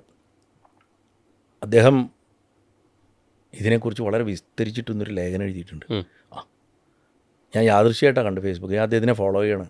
എനിക്ക് അദ്ദേഹത്തിന് ഇതുവരെ കാണാൻ സാധിച്ചിട്ടില്ല. അദ്ദേഹത്തിൻ്റെ ദശമഹാവിദ്യയെക്കുറിച്ചുള്ള പുസ്തകമൊക്കെ ഞാൻ വായിച്ചിട്ടുണ്ട്. ഞാൻ വളരെ ആദരിക്കുന്നൊരു വ്യക്തിയാണ്. അതായത് ഭാഷയെടുത്ത്, അതായത് ഓരോ വാക്കിനെ എടുത്ത് അതിൻ്റെ റൂട്ടിൽ പോയിട്ട് കാണാൻ ശ്രമിക്കുന്ന ഒരാളാണ്. അതുമാതിരി പാലകാപ്യം പോലുള്ള ഗജചികിത്സറൊക്കെ എന്താ പറയുക, അത്രയും റയറായിട്ടുള്ള ഗ്രന്ഥങ്ങളെയൊക്കെ വ്യാഖ്യാനിക്കാനും പഠിക്കാനും ഒക്കെ ശ്രമിച്ചിട്ടുള്ള ഒരു മഹാത്മാവായിട്ടൊരാളാണ്. ചെറുപ്പക്കാരനാണ്. അപ്പം അദ്ദേഹം വളരെ വസ്തുനിഷ്ഠമായിട്ട് എഴുതിയിട്ടുണ്ട്. പേര് പറയാൻ പറ്റുമോ? അഭിനവ ബാലാനന്ദ ഭൈരവൻ. അദ്ദേഹം അത് ഭംഗിയായിട്ട് എഴുതിയിട്ടുണ്ട്. അദ്ദേഹത്തിൻ്റെ എഴുത്തുകളൊക്കെ സത്യം പറഞ്ഞാൽ വളരെ എനിക്ക് ഞാൻ പറയില്ല, ഞാൻ ഇവരുടെ ഒന്നും ഞാനിപ്പോൾ ഫാനാണെന്നൊന്നും ഞാൻ പറയില്ല. പക്ഷെ ഞാൻ ചില ഫാൻ എന്ന് പറഞ്ഞാൽ ഞാൻ അവരെ അപമാനിക്കലാവും. ഞാൻ അവരുടെ ഒരു എളിയ എന്താ പറയുക റീഡർ അല്ലെങ്കിൽ ഒരു ശ്രോതാവ്. ഞാൻ ശ്രോതാവ് കൂടെ ഞാൻ അങ്ങനെ അധികം കേട്ടിട്ടില്ല. അദ്ദേഹം എപ്പോഴെങ്കിലും ഇങ്ങനെ റെക്കോർഡ് ചെയ്തിട്ട് ഇടുന്ന ഇതൊക്കെ ചിലതേ ഞാൻ കേട്ടിട്ടുള്ളൂ. പക്ഷേ അദ്ദേഹത്തിൻ്റെ വായനക്കാരനാണ് ഞാൻ. അതേമാതിരി പീയൂഷ് ക്രിസ്. എനിക്ക് പീയൂഷിൻ്റെ എഴുത്ത് വളരെ ഇഷ്ടമാണ്. വളരെ എന്താ പറയുക, സ്വാസ്ഥ്യമുള്ള എഴുത്താണ്. മനസ്സിൽ നമുക്ക് ശരിക്ക് സ്വാസ്ഥ്യം, അതാണ് വാക്ക്, ശാന്തമായിട്ടുള്ള എഴുത്ത്. അതുപോലെ ഇദ്ദേഹത്തിൻ്റെ സ്വാമിജിയുടെ അഭിനവ ബാലാനന്ദ ഭൈരവൻ്റെ അങ്ങനെ ഒന്ന് രണ്ട് പേരുണ്ട്. ബാക്കിയുള്ളവരിലൊക്കെ എന്താണെന്ന് വെച്ചാൽ ആ ഫേസ്ബുക്കിൽ ആധ്യാത്മിക പ്രവർത്തനമാണ്. ഫേസ്ബുക്കിൽ ആധ്യാത്മിക പ്രവർത്തനത്തിനോട് എനിക്കറിഞ്ഞൂടാ. ഞാൻ ആ ആളല്ല, ഞാൻ എഴുതാറുമില്ല. എനിക്ക് അതിൽ വലിയ താല്പര്യമില്ല. നമ്മളൊരു സൈഡിൽ കൂടെ ഒരു അരികിൽ കൂടെ പോയിക്കൊണ്ടിരിക്കുകയായിരുന്നു. ഭഗവാൻ പിടിച്ച് തള്ളി തിരിക്കിട്ടു, നിൽക്കാൻ പറഞ്ഞാൽ നിൽക്കും, ഇറങ്ങി പോടാ പറഞ്ഞാൽ ഇറങ്ങിപ്പോകും. അത്രേ ഉള്ളൂ. ആ ഒരു ഇതിലാണ് ഇന്നും അങ്ങനെ തന്നെയാണ് പോകുന്നത്. അപ്പം ഞാൻ എന്തുകൊണ്ടാണ് ഞാനിപ്പോൾ ഈ പറഞ്ഞ ഈ മോഷ്ടിക്കുന്ന വ്യക്തികളുടെ കാര്യം പറയും, ഇവരൊക്കെ പ്രതിഭയുള്ളവർ, അതാണ് സങ്കടം. ഇവരൊക്കെ നല്ല കഴിവുള്ള ആൾക്കാരാണ്. നമ്മളീ പറയുന്നതിന് ഈച്ചക്കോപ്പി ചെയ്യുന്നതിന് പകരം സ്വന്തമായിട്ട് എന്തെങ്കിലും പഠിച്ച് സ്വന്തമായിട്ട് അനുഭവങ്ങൾ ഉണ്ടാക്കി ആ അനുഭവത്തിൽ നിന്ന് പറഞ്ഞു കഴിഞ്ഞാൽ ഇവർക്ക് ഇന്ന് ഉള്ള ശ്രോതാക്കൾ പോലും അല്ല, അതിൻ്റെ 10 ഇരട്ടി സീരിയസ് ശ്രോതാക്കളെ കിട്ടും. തീർച്ചയായിട്ടും. പിന്നെ എൻ്റെ ഓഡിയൻസ് അല്ല അവരുടെ ഒന്നും ഓഡിയൻസ്. ഞാൻ ആ ഓഡിയൻസിനെ നോക്കാറുമില്ല. അവിടുന്ന് വഴി ഇങ്ങോട്ട് കയറി വരുന്നവരുണ്ട്. കയറി വന്ന സന്തോഷം. അവരുടെ കേട്ട് ഇങ്ങോട്ട് കയറി വരണം, ഇതിൻ്റെ സ്രോതസ് എന്തായിരിക്കും അന്വേഷിച്ച് വരുന്നവരുണ്ട്. കുഴപ്പമില്ല, അവർ വന്നാലും സന്തോഷം, ഇല്ലെങ്കിലും സന്തോഷം. എനിക്ക് അങ്ങനത്തെ ഒരു ഇതൊന്നുമില്ല. ഞാനിപ്പോൾ ഈ അടുത്ത കാലത്താണ് ഇവരിപ്പോൾ കുട്ടികളൊക്കെ പ്രേമം നിങ്ങളൊക്കെ പറഞ്ഞിട്ടാണ് കുറച്ച് റീലെങ്കിലും ഇപ്പോൾ 18 സ്റ്റെപ്സിൽ വരണം അല്ലേ. റെഗുലർ പോസ്റ്റിംഗ് പോലും ഉണ്ടായിരുന്നില്ല. അപ്പോൾ അങ്ങനെ അതേപോലെ നമ്മുടെ പിള്ള സാറ് നിർബന്ധിച്ചിട്ട് തത്വമയിൽ വന്നു, രഞ്ജിനി ചേച്ചിയും പറഞ്ഞു. അതിനുശേഷം പ്രേമിൻ്റെ ഒരൊറ്റ നിർബന്ധം കൊണ്ടാണ് ഞാൻ ഇത്രയും ഓപ്പണായിട്ടാണ് കഴിഞ്ഞ 4 എപ്പിസോഡ് ഞാൻ പറഞ്ഞത്. ഇതും ഞാൻ പറയണത് എന്തിനാന്ന് വെച്ച് കഴിഞ്ഞാൽ ഈ ജെൻസീൻ്റെ ഉള്ളിൽ നിന്നും പ്രഭാഷകന്മാരുണ്ടായി വരണം. ഉണ്ടായി വരണ്ടെന്നല്ല, നല്ലോണം വരണം. ജെൻസിയുടെ ഉള്ളിൽ നിന്ന് ധാരാളം പേര് വരണം. പക്ഷേ അനുഭവജ്ഞാനം ഇല്ലാണ്ട് പറഞ്ഞാൽ അത് കേൾക്കുന്നവനും ഡാമേജാണ്, ഇപ്പുറത്തുള്ളവനും ഡാമേജാണ്. ഇനി നിങ്ങളത് ആരെങ്കിലും ഇനി നാളെ നിങ്ങൾ വ്യാസമഹർഷി ഇങ്ങനെ പറഞ്ഞു, ശങ്കരാചാര്യസ്വാമികൾ ഇങ്ങനെ പറഞ്ഞു, അല്ലെങ്കിൽ മധ്വാചാര്യർ ഇങ്ങനെ പറഞ്ഞു, ഒന്നും വേണ്ട, ചിന്മയാനന്ദ സ്വാമി ഇങ്ങനെ പറഞ്ഞു, രാമകൃഷ്ണദേവൻ പറഞ്ഞു, രമണ മഹർഷി പറഞ്ഞു, അല്ലെങ്കിൽ ശ്രീ വിവേകാനന്ദ സ്വാമി പറഞ്ഞു എന്ന് നിങ്ങൾ ഇതേമാതിരി നാക്കിൽ എല്ലില്ലാണ്ട് വിളിച്ച് പറഞ്ഞാൽ അത് ശരത് ഹരിദാസൻ പറഞ്ഞു എന്ന് പറഞ്ഞ മാതിരി ആയിരിക്കില്ല അതിൻ്റെ ഫലം വരിക. കാരണം അവർക്കൊക്കെ നല്ല ടീംസ് ഉണ്ട്, മനുഷ്യരിലല്ല. അത് ഓർത്താൽ കൊള്ളാം. വളരെ സൂക്ഷിച്ചിട്ട് വേണം പറയാൻ, എന്തെങ്കിലുമൊക്കെ വിളിച്ച് പറഞ്ഞതിന് മുമ്പ്. കാരണം എന്താണെന്ന് വെച്ച് കഴിഞ്ഞാൽ, ഞാൻ പറഞ്ഞില്ലേ, ഒരു ശരാശരി സാധാരണ വിശ്വാസിയായിട്ടുള്ള ഒരാളുടെ മനസ്സ് മുറിപ്പെടുത്തുകയാണ് ചെയ്യണത്. അതെ, ശിവൻ കൊന്നുകളയും, നിങ്ങൾ മരിക്കുകയായിരിക്കും, പിന്നെ ഫലം അവിടെ ചെന്ന് തൊഴുതാലെന്നുള്ള രീതിയിൽ പറയുമ്പോൾ അതിൻ്റെ കോണ്ടെക്സ്റ്റ് ഇല്ലാണ്ട്, നമ്മൾ ബെല്ലും ബ്രേക്കും ഇല്ലാണ്ട് എന്ന് പറഞ്ഞ മാതിരി ഇങ്ങനെ വിടുവായിട്ട് പറയുക.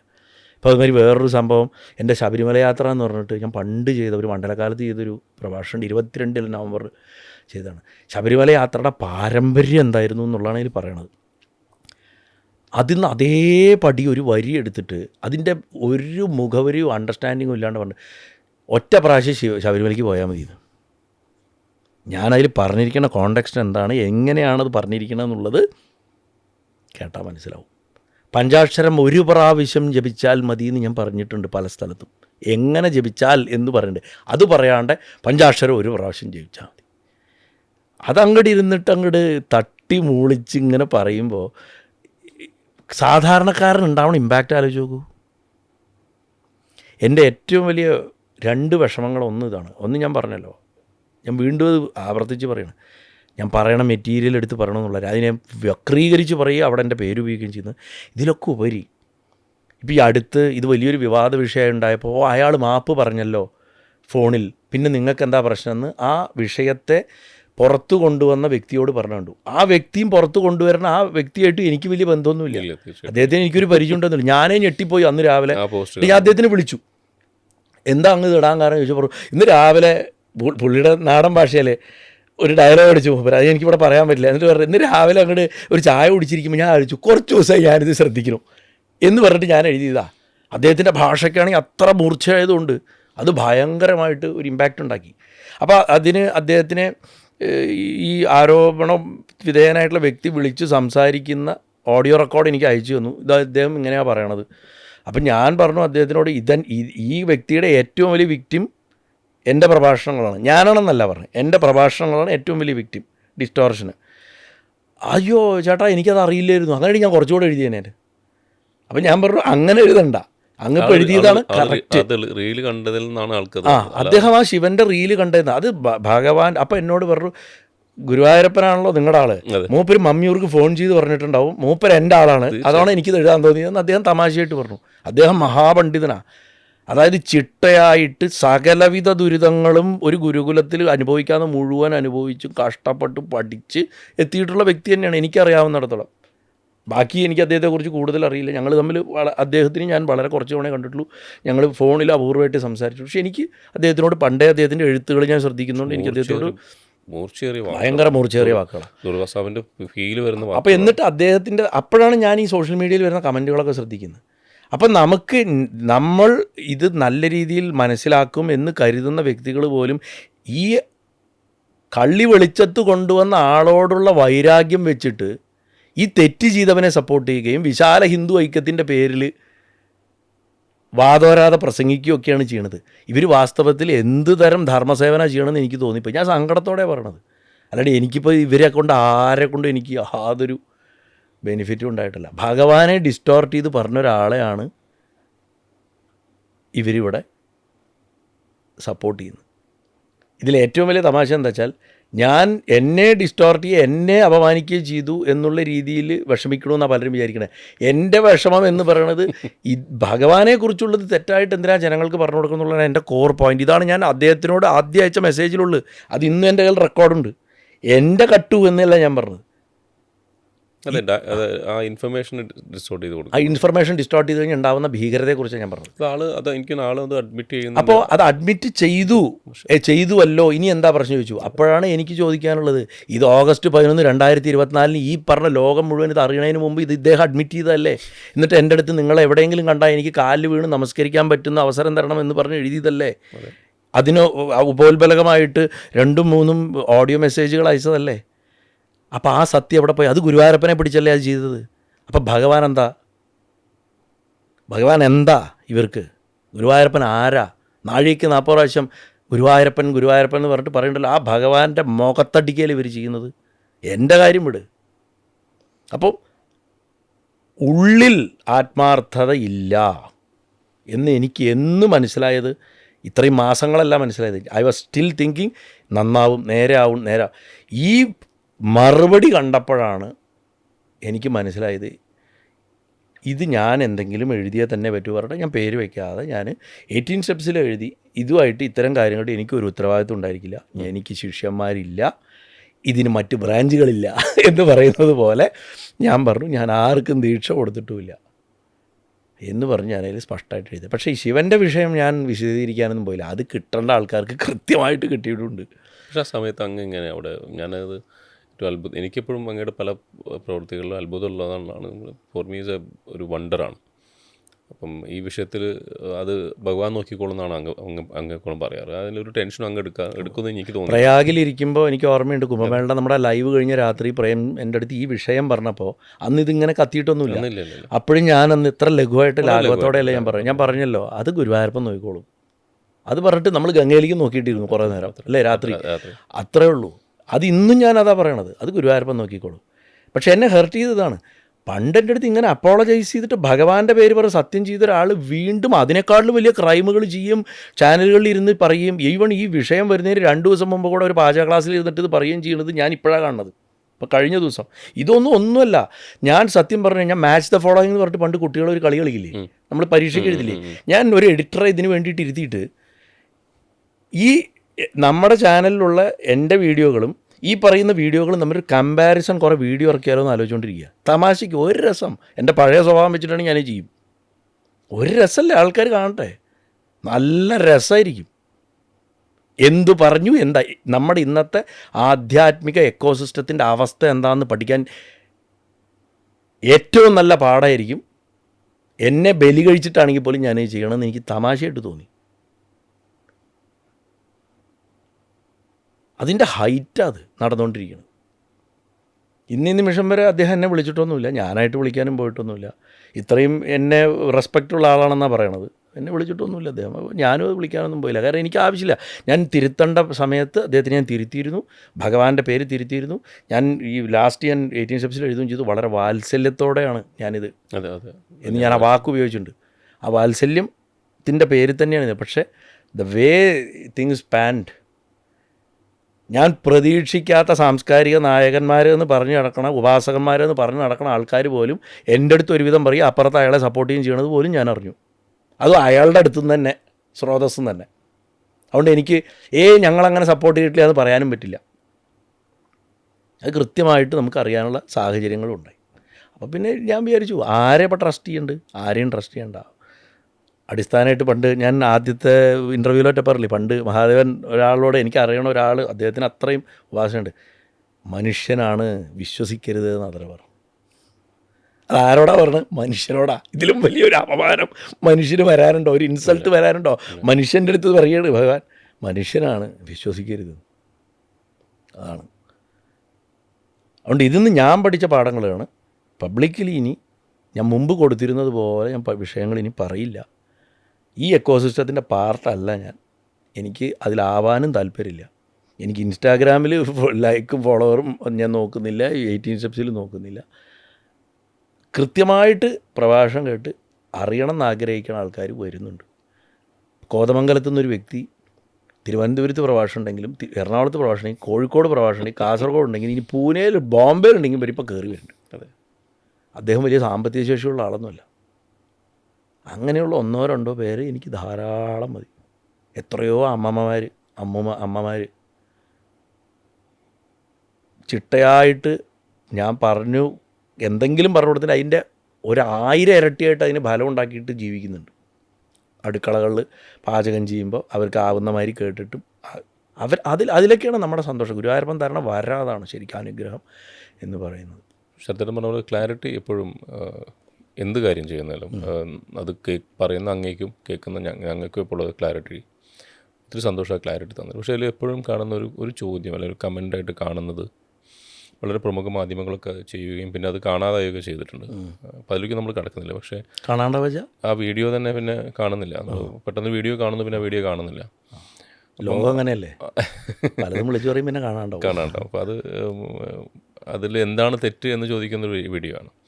അപ്പോൾ അതിൽ പറയുന്നൊരു കാര്യം, ഈ എല്ലാ പുരാണങ്ങളും ഒരു മറ്റേ എന്തിൽ തെറ്റ്, പുരാണം നമ്മൾ പറയുന്ന ആർക്കും എന്തും പറയാം, അതിലെന്താ തെറ്റെന്ന്. അത് അപ്പം ഇതിവിടെ പ്രശ്നമൊന്നുമില്ല. പ്രശ്നം ഇപ്പോൾ നമ്മൾ പറയുന്ന ഈ ജനറേഷൻ ജെൻസി എന്ന് പറയുന്നതും ഇന്ത്യ എന്നൊരു മഹാരാജ്യത്ത് ഏറ്റവും കൂടുതലുള്ളത് യുവ പോപ്പുലേഷനാണ്. നിങ്ങൾക്ക് അറിയാവുന്ന കാര്യമാണ്. അപ്പോൾ അവരെ പോലുള്ള ആൾക്കാർ, ഞാനിപ്പോഴും ചോദിക്കുന്നത്, കുറച്ച് മുന്നേ നമുക്കിതിനെപ്പറ്റി അറിയാമായിരുന്നെങ്കിൽ മേ ബി കുറച്ചുകൂടി നല്ല ഡയറക്ഷൻ കിട്ടുമായിരുന്നു. അങ്ങനെയാണ് ഞാൻ എപ്പോഴും ചിന്തിക്കുന്നത്. വൈകിപ്പോയോ എന്നുള്ള ചോദ്യം മാത്രമാണ് എപ്പോഴും മനസ്സിലുണ്ടായിട്ടുള്ളത്. അത് നമ്മുടെ സ്വഭാവ രൂപീകരണത്തിലായാലും നമ്മുടെ പ്രവൃത്തിയിലും നമ്മുടെ ചിന്തയിലൊക്കെ അത് ബാധിക്കും. അപ്പോൾ അങ്ങ് ചെയ്യുന്ന ഈ ഒരു കാര്യം, കാരണം എനിക്കറിയാം പല ഓപ്പർച്യൂണിറ്റീസും അങ്ങനെ മുന്നിലുണ്ട്. അതെല്ലാം അങ്ങ് മാറ്റി വെച്ചിട്ടാണ്. കാരണം എത്രത്തോളം സാമ്പത്തികമായി economically you are actually keeping away so many work. അത് ഞാൻ പഠിത്തപ്പോഴാണ് ഞാൻ അറിയുന്നത്. അപ്പോൾ ശരിക്കും പറഞ്ഞാൽ ഒരു നിസ്വാർത്ഥ സേവനമാണ് അങ്ങ് ഈ സമൂഹത്തിൽ ചെയ്യുന്നത്. അപ്പോൾ അവിടെ ഇങ്ങനത്തെ ഒരു കൺസേൺ വരുന്ന സമയത്ത് അങ്ങ് വളരെ താതാത്മ്യത്തോടെ അതിനെ അംഗീകരിക്കുകയും ചെയ്യുകയൊക്കെ ചെയ്തു. പക്ഷേ ഇങ്ങനെ വരുന്ന ഈ പുരാണങ്ങൾ എല്ലാം അതിൻ്റെ ഒരു കോൺസെപ്റ്റ് എന്താണ് അത്, അതിലൊരു ക്ലാരിറ്റി നമുക്ക് കൊടുക്കാൻ പറ്റുകയാണെങ്കിൽ. എക്സാക്ട്ലി എന്താ ഞാൻ പുരാണം എന്ന് പറയുന്നത് തന്നെ അതേപോലെ തന്നെ പറയേണ്ട ആവശ്യമില്ല.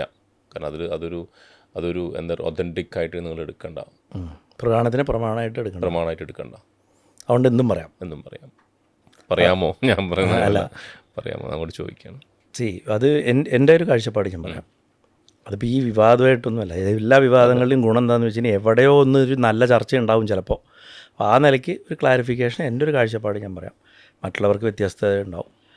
പുരാണങ്ങൾ പൊതുവിൽ പഴയകാല സംഭവങ്ങൾ, പണ്ട് നടന്ന കഥകൾ, ഭക്തി വർദ്ധിപ്പിക്കാനുള്ള കഥകളും സ്തോത്രങ്ങളും, അതുപോലെ ധർമ്മശാസ്ത്രങ്ങളെക്കുറിച്ചുള്ള ചർച്ചകൾ, വേദത്തിൻ്റെ അകത്തും വേദാന്തത്തിലുള്ള രഹസ്യ സ്വഭാവമുള്ള കാര്യങ്ങളെ രൂപമൊന്ന് മാറ്റിയിട്ട് കിട്ടേണ്ടവന് മാത്രം കിട്ടേണ്ട രീതിയിൽ വയ്ക്കുക. വരാനിരിക്കുന്ന കാലഘട്ടത്തിലെ മനുഷ്യജനതയുടെ ജീവിതം എങ്ങനെയായിരിക്കും, അതിനെ എങ്ങനെയൊക്കെ സ്ട്രക്ചർ ചെയ്യാം എന്നുള്ളതിനെക്കുറിച്ചുള്ള ഡയറക്റ്റീവ്സ്, നിർദ്ദേശങ്ങൾ കൊടുക്കുക. ഇതൊക്കെയാണ് പൊതുവിൽ പുരാണങ്ങളിൽ കാണുക. ഇത് കൂടാതെ സൃഷ്ടി, സ്ഥിതി, സംഹാരം എന്ന് നമ്മൾ വിളിക്കുന്ന പ്രപഞ്ചത്തിൽ, അതിപ്പോൾ സനാതനധർമ്മത്തിൻ്റെ മാത്രമല്ലല്ലോ, ഏത് മതത്തിൽ ജനിച്ചാലും സൃഷ്ടിക്കപ്പെടും, നിലനിൽക്കും, മരിക്കും. അപ്പോൾ ആ പേര് നമ്മൾ വാക്കുകളിൽ കൊടുക്കണ്ട. ആ പ്രോസസ്സുകളെ പറ്റിയുള്ള അന്വേഷണങ്ങൾ, ലോകത്തിൻ്റെ ഉൽപ്പത്തി, ഗോളങ്ങളുടെ വർണ്ണന, ഗോളങ്ങൾ വെച്ചാൽ പ്ലാനറ്റ്സിൻ്റെയും സൗരയൂഥങ്ങളുടെയും ഒക്കെ ഒരു വർണ്ണന, സംടൈംസ് ഈവൻ ജോഗ്രഫിക്കലായിട്ടുള്ള വർണ്ണന, അതുപോലെ നക്ഷത്രമണ്ഡലങ്ങളുടെ വർണ്ണന. ഇപ്പോൾ ശിശുമാരചക്രം, ഡോൾഫിനെ പോലുള്ള ഒരു കോൺസ്റ്റലേഷനാണ് ശിശുമാരചക്രം. അത് ഭാഗവതത്തിലൊക്കെ വളരെ വിസ്തരിച്ച് വരണം. ഇങ്ങനെ അനവധി മെറ്റീരിയലുകൾ നമുക്കൊരു പുരാണത്തിൽ പോയാൽ കാണാൻ പറ്റും. ഇതിനെ ഒരൊറ്റ തമ്പുരുകൊണ്ടാണ് ഗുരുവായൂരപ്പൻ എങ്ങനെയാണ് ഇതിൻ്റെ കറക്റ്റും ഇൻകറക്റ്റും, അല്ലെങ്കിൽ അത് ആരുടെ പേരിൽ എഴുതപ്പെട്ട പുരാണമാണെങ്കിലും ഏത് കാലത്ത് എഴുതപ്പെട്ട പുരാണമാണെന്നുണ്ടെങ്കിലും വളരെ സിമ്പിളായിട്ട് ഇതാക്കണം. ഇപ്പോഴത്തെ ഭക്തി പ്രസ്ഥാനങ്ങൾ എന്തു തോന്നിയവാസവും വിളിച്ച് പറഞ്ഞിട്ട് അതിനെ വേദിക്കുന്നൊരു പേരിട്ട് കൊടുക്കും. വേദിക് യാഗം, വേദിക് ജപം, വേദിക് അത്, വേദിക് ഇത്, ഇതൊക്കെ വേദിക്കാണെന്ന് പറയും. വേദത്തിൽ ഇതുമായിട്ട് യാതൊരു ബന്ധവുമില്ല. അപ്പോൾ ആ തമ്പ്രൂൾ എന്താണെന്ന് ഞാൻ പറയാം.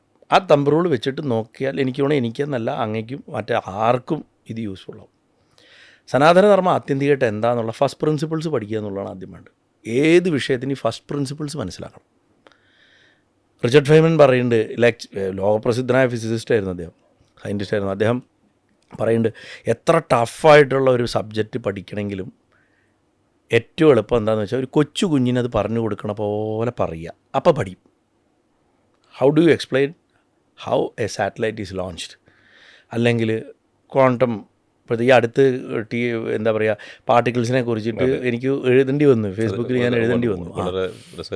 അപ്പോൾ അത് ഫേസ്ബുക്കിൻ്റെ അൽഗോരിതമാണോ സനാതനധർമ്മമാണോ വലുതെന്നൊക്കെ ചോദിച്ചിട്ടുള്ള പൊട്ടൻ ചോദ്യങ്ങളൊക്കെ ചോദിച്ചു കഴിഞ്ഞാൽ എന്താ പറയുക. അപ്പോൾ അങ്ങനത്തെ കമ്പാരിസൺ തന്നെ വിഡ്ഢിത്തരാണ്.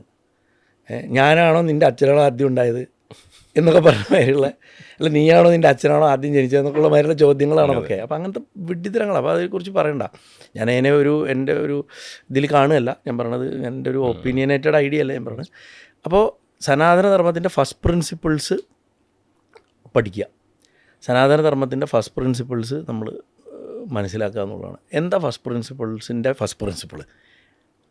ഏറ്റവും പ്രധാനമായിട്ട് പഠിക്കേണ്ടതിൻ്റെ ഏറ്റവും കോറായിട്ടുള്ള കാര്യം എന്താ? അത് മനസ്സിലാക്കുക. സത്യാന്വേഷണമാണ് സനാതനധർമ്മത്തിൻ്റെ അന്തസത്ത. അത് ഗാന്ധിജി ഇപ്പോൾ സത്യാന്വേഷണ പരീക്ഷകളിൽ എഴുതിയതിൻ്റെ യഥാർത്ഥത്തിലൊരു സാധകന് വരേണ്ട ഒരു വാക്കാണ് അദ്ദേഹം ഒരു നോർമൽ മണ്ടേൻ ലൈഫിൻ്റെ ഒരു ജീവിതത്തിൻ്റെ അക്കൗണ്ടിന് കൊടുത്തത്. അദ്ദേഹം ഒരു പൊളിറ്റിക്കലും സൊസൈറ്റിയിലും അദ്ദേഹത്തിൻ്റെ ഇൻഡിവിജ്വലിസ്റ്റിക് ആയിട്ടുള്ള ഒരു ലൈഫിനെ കുറിച്ചാണ് അതിൽ പറഞ്ഞത്. പക്ഷേ ആ ടൈറ്റിൽ ശരിക്കും യോജിക്കുക ഒരു സാധകനാണ്.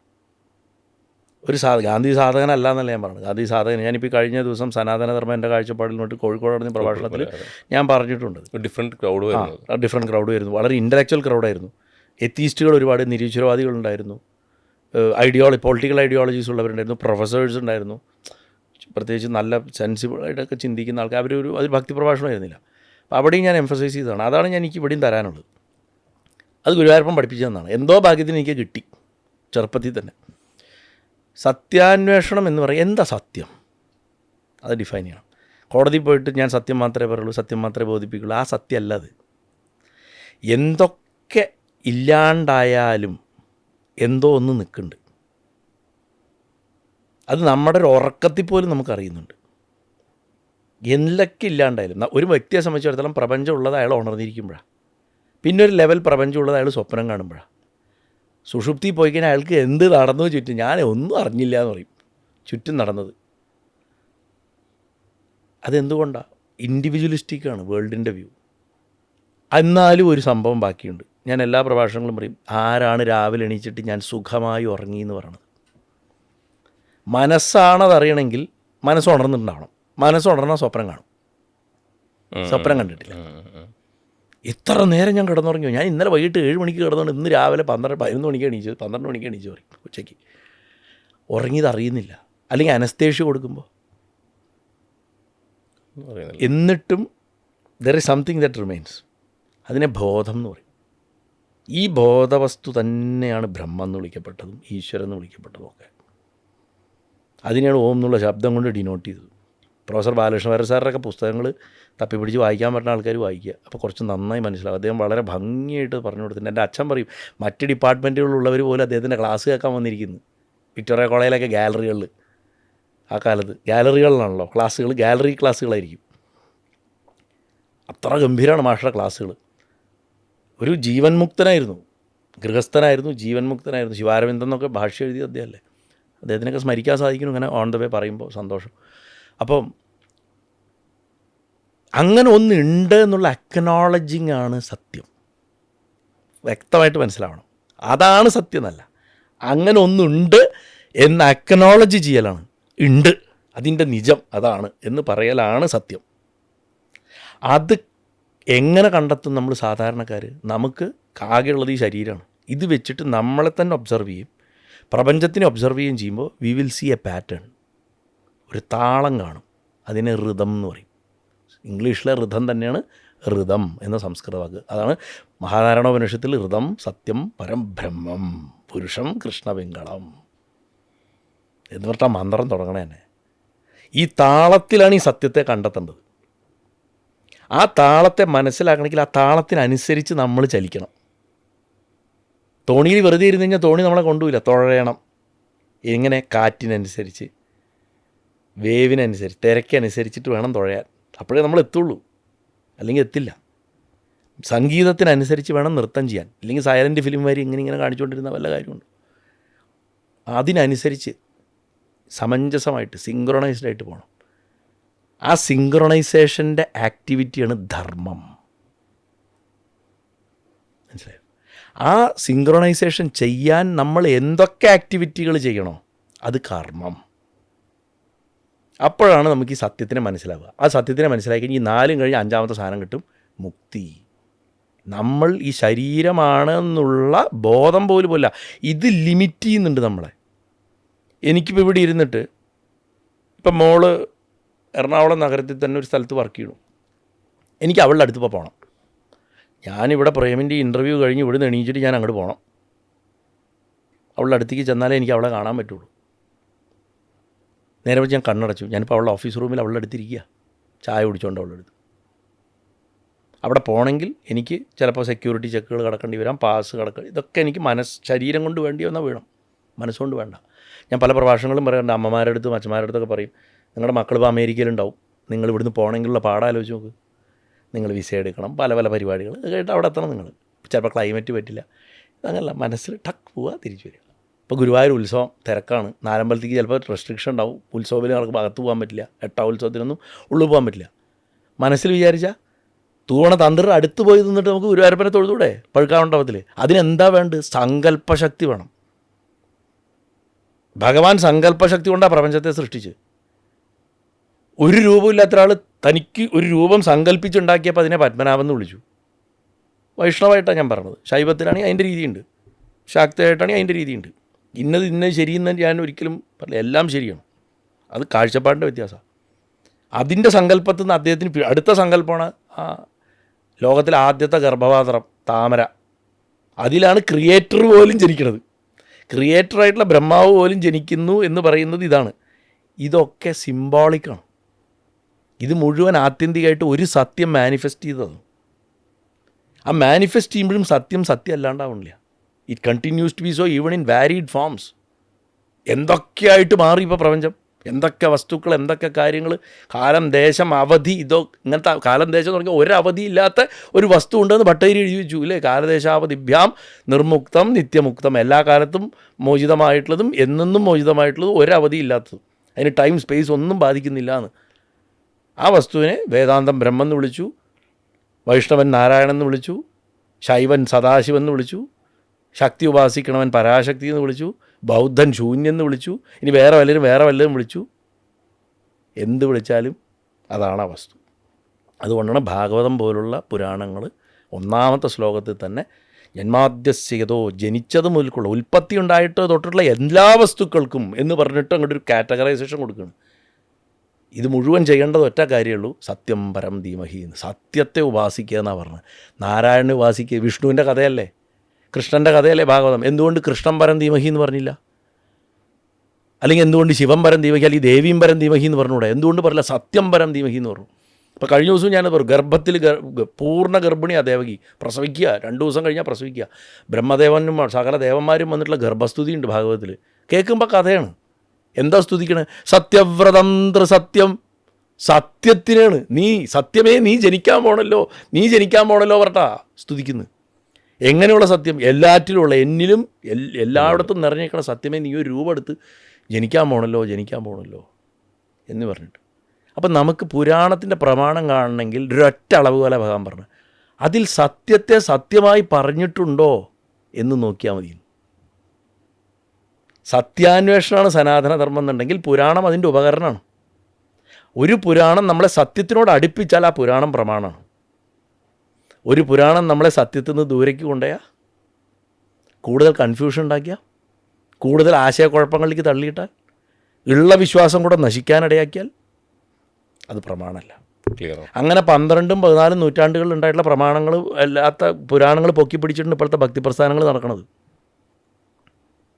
അപ്പോൾ പുരാണത്തിൻ്റെ ഒതൻറ്റിസിറ്റി എന്ന് പറഞ്ഞു കഴിഞ്ഞാൽ ഭക്തി വളർത്തുക, ധർമ്മനുസൃതമായിട്ടൊരു ജീവിതത്തെക്കുറിച്ച് പഠിപ്പിക്കുക. അതിൽ വിഷ്ണു പുരാണത്തിന് വലിയൊരു പ്രാമുഖ്യമുണ്ട്. വിഷ്ണു പുരാണം ശരിക്കും പറഞ്ഞാൽ ധർമ്മസംഹിതയാണ്, ധർമ്മം പഠിപ്പിക്കണേ. അതിൽ പറഞ്ഞൊരു കാര്യമുണ്ട്, വേദപ്രമാണ, വേദോ പരമോ പ്രമാണ, വേദം പരമമായിട്ടുള്ള പ്രമാണം എന്നാരാ പറഞ്ഞത്? പുരാണ പറഞ്ഞത്. അപ്പോൾ വേദം എന്താ? വേദം എന്ത് പറഞ്ഞിട്ടാണ് സങ്കടപ്പെടുന്നത്? ഭാഗവതത്തിൽ കാണാം. അത് കാരണം വേദത്തിൻ്റെ ലിമിറ്റേഷൻ വേദത്തിനറിയാം. ഞങ്ങളാകണ വാക്കുകൾ പരാജയപ്പെട്ട് മടങ്ങണത് എവിടെയാണോ അവിടെയാണ് നീ നിൽക്കുന്നത് സത്യമേ എന്നാണ് പറഞ്ഞത്. കാരണം അതിനെ ഡിഫൈൻ ചെയ്യാൻ പറ്റില്ല വേദത്തിന് പോലും. അപ്പം ഒരു വ്യക്തിയിൽ ഈ സത്യത്തിൻ്റെ സാന്നിധ്യം എവിടെയാണ്? അവനവനിലാണ്, ആത്മാന്വേഷണത്തിലായിരിക്കണം. അതുകൊണ്ടാണ് ഈ ആത്മാന്വേഷണം എന്ന് പറയുമ്പോൾ നമ്മുടെ സ്വസ്വരൂപം, നമ്മുടെ തന്നെ യഥാർത്ഥ ബീയിങ്ങിനോട് നമ്മൾ ചേർന്ന് നിൽക്കുന്നതാണ് ഭക്തി. അല്ലാണ്ട് ഇന്നീ കാട്ടിക്കൂട്ടലല്ല. അത് നാരായണ ഗുരുദേവനും സ്പഷ്ടമായിട്ട് പറഞ്ഞു വെച്ചിട്ടുണ്ട് നമ്മുടെ അടുത്ത കാലത്ത്. രമണ മഹർഷി അത് ജീവിച്ച് കാണിച്ചു തന്നിട്ടുണ്ട്. ശങ്കരാചാര്യസ്വാമികൾ സ്വസ്വരൂപാനുസന്ധാനം ഭക്തിരിത്യവിധേയത എന്ന് പറഞ്ഞിട്ടുമുണ്ട്. അവനവൻ്റെ സ്വരൂപത്തെ അനുസന്ധാനം ചെയ്തുകൊണ്ടിരിക്കുക. അതിനൊറ്റ മാർഗ്ഗമേ ഉള്ളൂ, മറ്റുള്ള വസ്തുക്കളിലും കാണുക. അത് ഇന്ന് ഭഗവത്ഗീത പഠിപ്പിക്കാൻ എങ്ങനെയാണ്? വിശ്വരൂപം കാണിച്ചു കൊടുത്തു, അർജുനൻ പേടിച്ചു പറഞ്ഞു. ഭഗവാൻ ഒരു കമ്പ് കുത്തിയമാതിരി നിൽക്കുക, കുറേ തല വയ്ക്കുക, കുറേ കയ്യ് കാല്, ഇതാണല്ലോ വിശ്വരൂപം നമുക്കിന്ന് കാണുന്നത്. അതല്ല, സകല വസ്തുക്കളിലും തന്നെ കാണാൻ കാണിച്ചു കൊടുക്കുകയാണ്, പഠിപ്പിച്ചു കൊടുക്കുകയാണ്. ഈ ടേബിളിലും ഈ കോഫി മഗ്ഗിലും അവിടെ ഇരിക്കുന്ന ആളിലും ഇവിടെ ഇരിക്കുന്ന ആളും ക്യാമറയുടെ സ്റ്റാൻഡ് സകലത്തിലും ഒരു ചൈതന്യമുണ്ട്. ആ ചൈതന്യത്തെ കൊണ്ട് അതിൻ്റെ ആറ്റംസ് കൂടിച്ചേർന്ന് നിന്നിട്ട് ആ ദ്രവ്യമായിട്ട് നിൽക്കുന്നത്. അതാണ് അതിൻ്റെ അകത്തുള്ളത്. ഇത് എളുപ്പം മനസ്സിലാക്കി കൊടുക്കാൻ ഞാൻ പറയാറുണ്ട്. ഒരു സംഭവം പറയാറുണ്ട്. സൂര്യനിൽ നിന്നുണ്ടായി വന്ന ഒരു വാതക ഗോളമാണ് ഭൂമി. ഇത് തണുത്തുറഞ്ഞ് അതിൽ നിന്നുണ്ടായവരാണ് നമ്മൾ. ഭൂമി പുറത്തുനിന്നൊന്നും സ്വീകരിച്ചിട്ടില്ല. സൂര്യനിൽ നിന്ന് വന്നതേ ഇവിടെ ഉള്ളൂ. അപ്പോൾ നമ്മളതിൽ നിന്നുണ്ടായപ്പോൾ നമ്മളൊക്കെ സോളാർ പാർട്ടിക്കിളല്ലേ, നമ്മളൊക്കെ സ്റ്റെല്ലാർ മെറ്റീരിയൽ അല്ലേ, നക്ഷത്രങ്ങളുടെ അംശങ്ങളല്ലേ നമ്മളൊക്കെ. ഇത് മാത്രം പോരെ അദ്വൈതം പഠിക്കാൻ. ഈ സത്യത്തിലേക്ക് ഏത് പുരാണം കൊണ്ടുപോകുന്നോ ആ പുരാണം പ്രമാണമാണ്. ഏത് പ്രമാണം കൊണ്ടാണോ ഒരു ദേവതാ സങ്കല്പത്തിനെയും അത് വേറെ, ഇതിനെക്കാട്ടിലും വലുത്, അത് താഴെ എന്ന് പറയാത്ത പുരാണ ഭാഗങ്ങളുണ്ടോ അതാണ് ആ പുരാണത്തിലെ പ്രമാണമുള്ള ഭാഗങ്ങൾ. ഇന്ന പുരാണം പ്രമാണം എന്ന് ഞാൻ പറയില്ല. കാരണം അനവധി കൂട്ടിച്ചേർക്കലുകൾ ഉണ്ടായിട്ടുണ്ട്. അതുകൊണ്ട് എവിടെയാണോ സത്യത്തിനെ അതിൻ്റെ സത്യസന്ധമായിട്ട് രീതിയിൽ അവതരിപ്പിക്കണം അത് പ്രമാണം. അതല്ലാത്തത് പ്രമാണമല്ല. അതല്ലാത്ത പറയാൻ നമുക്ക് സാധിക്കില്ല. പൊതുജനങ്ങളെ, സാധാരണ മനുഷ്യരെ കൺഫ്യൂഷനിൽ ആഴ്ത്തുക, അവരെ അബദ്ധത്തിലേക്ക് കൊണ്ടിടുക, അവരെ കൂടുതൽ നശിപ്പിക്കുക. അല്ലെങ്കിൽ മനുഷ്യൻ പ്രത്യാശകളിലാണ് ജീവിക്കണത്. മതവും പ്രാർത്ഥനയും എന്താ പറയുക ഭരണാധികാരവും ഒക്കെ ആത്യന്തികമായിട്ട് മനുഷ്യൻ്റെ പ്രത്യാശയുടെ ഊട്ടിയുറപ്പിക്കലിലാണ് പുതിയൊരു ജീവിതത്തെ കൊടുക്കുന്നത്. എന്തിനാണ് ഇലക്ഷന് മാനിഫെസ്റ്റോ ഇറക്കണത്? You are giving a hope. പ്രത്യാശ കൊടുക്കുകയാണ് ജനങ്ങൾക്ക്. കല്യാണം കഴിക്കുമ്പോൾ, പ്രണയിക്കുമ്പോൾ, കുഞ്ഞുങ്ങളുണ്ടാകുമ്പോൾ ഒക്കെ പ്രത്യാശയല്ലേ മുന്നോട്ട് കൊണ്ടുപോകണം. നാളെ ഒരു ദിവസം ശരിയാവും, അല്ലെങ്കിൽ ഇവർ പ്രത്യാശയിലാണ് പോകണം. അപ്പോൾ ഉള്ളതിനെ നശിപ്പിക്കരുത്. അതതിൻ്റെ വൈകാരിക തല ഞാൻ പറഞ്ഞു. അങ്ങനെ പ്രത്യാശ നശിപ്പിക്കണ്ടെങ്കിൽ അതും പ്രമാണമല്ല. അത് പറയണവനും പ്രമാണമുള്ളവനല്ല. പ്രത്യാശ നശിപ്പിക്കരുത്. അതിലേറ്റവും വലിയ ലക്ഷണം എന്താണെന്ന് വെച്ചാൽ എൻ്റേത് വലുത് മറ്റേവൻ പറയണ തെറ്റ് എന്ന് പറയണവനാണ് ഏറ്റവും വലിയ അപകടം. ഏറ്റവും വലിയ, കാരണം ഈ സത്യമായിട്ട് കേന്ദ്രീകരിച്ച് നിൽക്കുന്നത് അവിടെയാണ്. അവരുടെ പ്രോബ്ലം എന്ന് വെച്ചാൽ അവർ യഥാർത്ഥ ഡിസ്റ്റോർഷൻസിനെ അവർ ന്യായീകരിക്കും. കാരണം ഈ തെറ്റ് ചെയ്യുന്ന ആൾക്കറിയാം ഇന്നിവൻ പിടിക്കപ്പെട്ടു, നാളെ ഞാൻ പിടിക്കപ്പെടാം, അതുകൊണ്ട് ഞാനിപ്പോൾ അവൻ്റെ കൂടെ നിൽക്കണം എന്നാണ് ഇവരുടെ രീതി. അതിൻ്റെ ഫലം ഈ ധർമ്മം കഴിഞ്ഞ 1000-ലേറെ കൊല്ലങ്ങളായിട്ട് അനുഭവിച്ചു വന്നിട്ടുണ്ട്. അതുകൊണ്ട് എന്തുണ്ടായി? ഇല്ലാ കഥകൾ വെറുതെ കണ്ണീരൊലിപ്പിക്കാൻ വേണ്ടി മാത്രം ഭക്തിയുടെ പേരിൽ ഉണ്ടായിട്ടുണ്ട്. അകത്തുള്ള ഹൃദയത്തിൽ, ഹൃദയം അവനിരിക്കുന്ന സ്ഥലം എന്നാണ് ആ വാക്കിൻ്റെ അർത്ഥം, ഹൃദയത്തിൽ. അവിടെ ഇരിക്കുന്ന ആ ആത്മാവ് സ്ഫുരിക്കുമ്പോൾ കണ്ണിൽ കണ്ണീര് വരുന്നതും നമ്മൾ നമ്മുടെ പ്രാരബ്ധം ആലോചിച്ചിട്ട് ഈശ്വരൻ്റെ മുന്നിൽ പോയിട്ട് കരയണത് രണ്ടാണ്.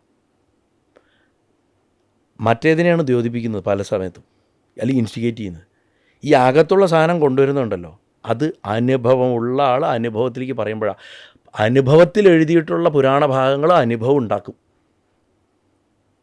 അത് തിരിച്ചറിയാനുള്ള മാർഗ്ഗമാണ്. ഒരു പുരാണ ഭാഗം വായിക്കുമ്പോൾ ആ അനുഭവം നമ്മളിലേക്ക് വരികയാണ്. ഇപ്പോൾ ശിവപുരാണത്തിൻ്റെ ഭാഗത്ത് ദക്ഷയാഗത്തിന് വീരഭദ്രൻ്റെ ഒരു പടപ്പുറപ്പാടുണ്ട്. വീരഭദ്രസ്വാമിയുടെ ഒരു പടപ്പുറപ്പാടിൻ്റെ വർണ്ണനയുണ്ട്. അത് വായിക്കുമ്പോൾ നമുക്കൊരു അനുഭവം ഉണ്ടാവും. കാരണം അത് എഴുതിയിട്ടുള്ളത് അത്ര അനുഭവസിദ്ധിയുള്ള ആ വീരഭദ്രൻ്റെ പടപ്പുറപ്പാട് കണ്ട ഒരാളാണ്. അല്ലെങ്കിൽ പുരാണം മാറ്റി നമ്മളിപ്പോൾ ഒരു സീതാകല്യാണ വൈഭോഗമേ എന്നുള്ള പാട്ട്, ത്യാഗരാജസ്വാമികൾ ആ കല്യാണം കണ്ണിൻ്റെ മുന്നിൽ കണ്ടിരിക്കുക. അതുകൊണ്ടാണ് അത് അങ്ങനെ എഴുതാൻ പറ്റുന്നത്. അല്ലാത്തൊരാൾക്ക് എഴുതാൻ പറ്റില്ല. അത് അനുഭവം തന്നെ. അത് നമ്മൾ ആ കല്യാണം കാണുകയാണ്. ട്രാൻസ്ഫോം ചെയ്യാൻ മതി.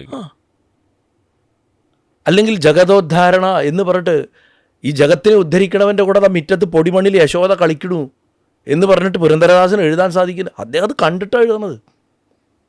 പുരാണങ്ങളിൽ ഇങ്ങനെ കേവലാനുഭവമായിട്ട് വാക്കുകളെ കൊണ്ട് എത്ര എക്സ്പ്ലെയിൻ ചെയ്താലും കിട്ടാത്തൊരു സാധനം നമ്മുടെ ഉള്ളിലേക്ക് വാക്കുകളെ കൊണ്ട് എടുത്തിട്ട് തരുന്നുണ്ടെങ്കിൽ ആ പുരാണ ഭാഗവും പ്രമാണമാണ്.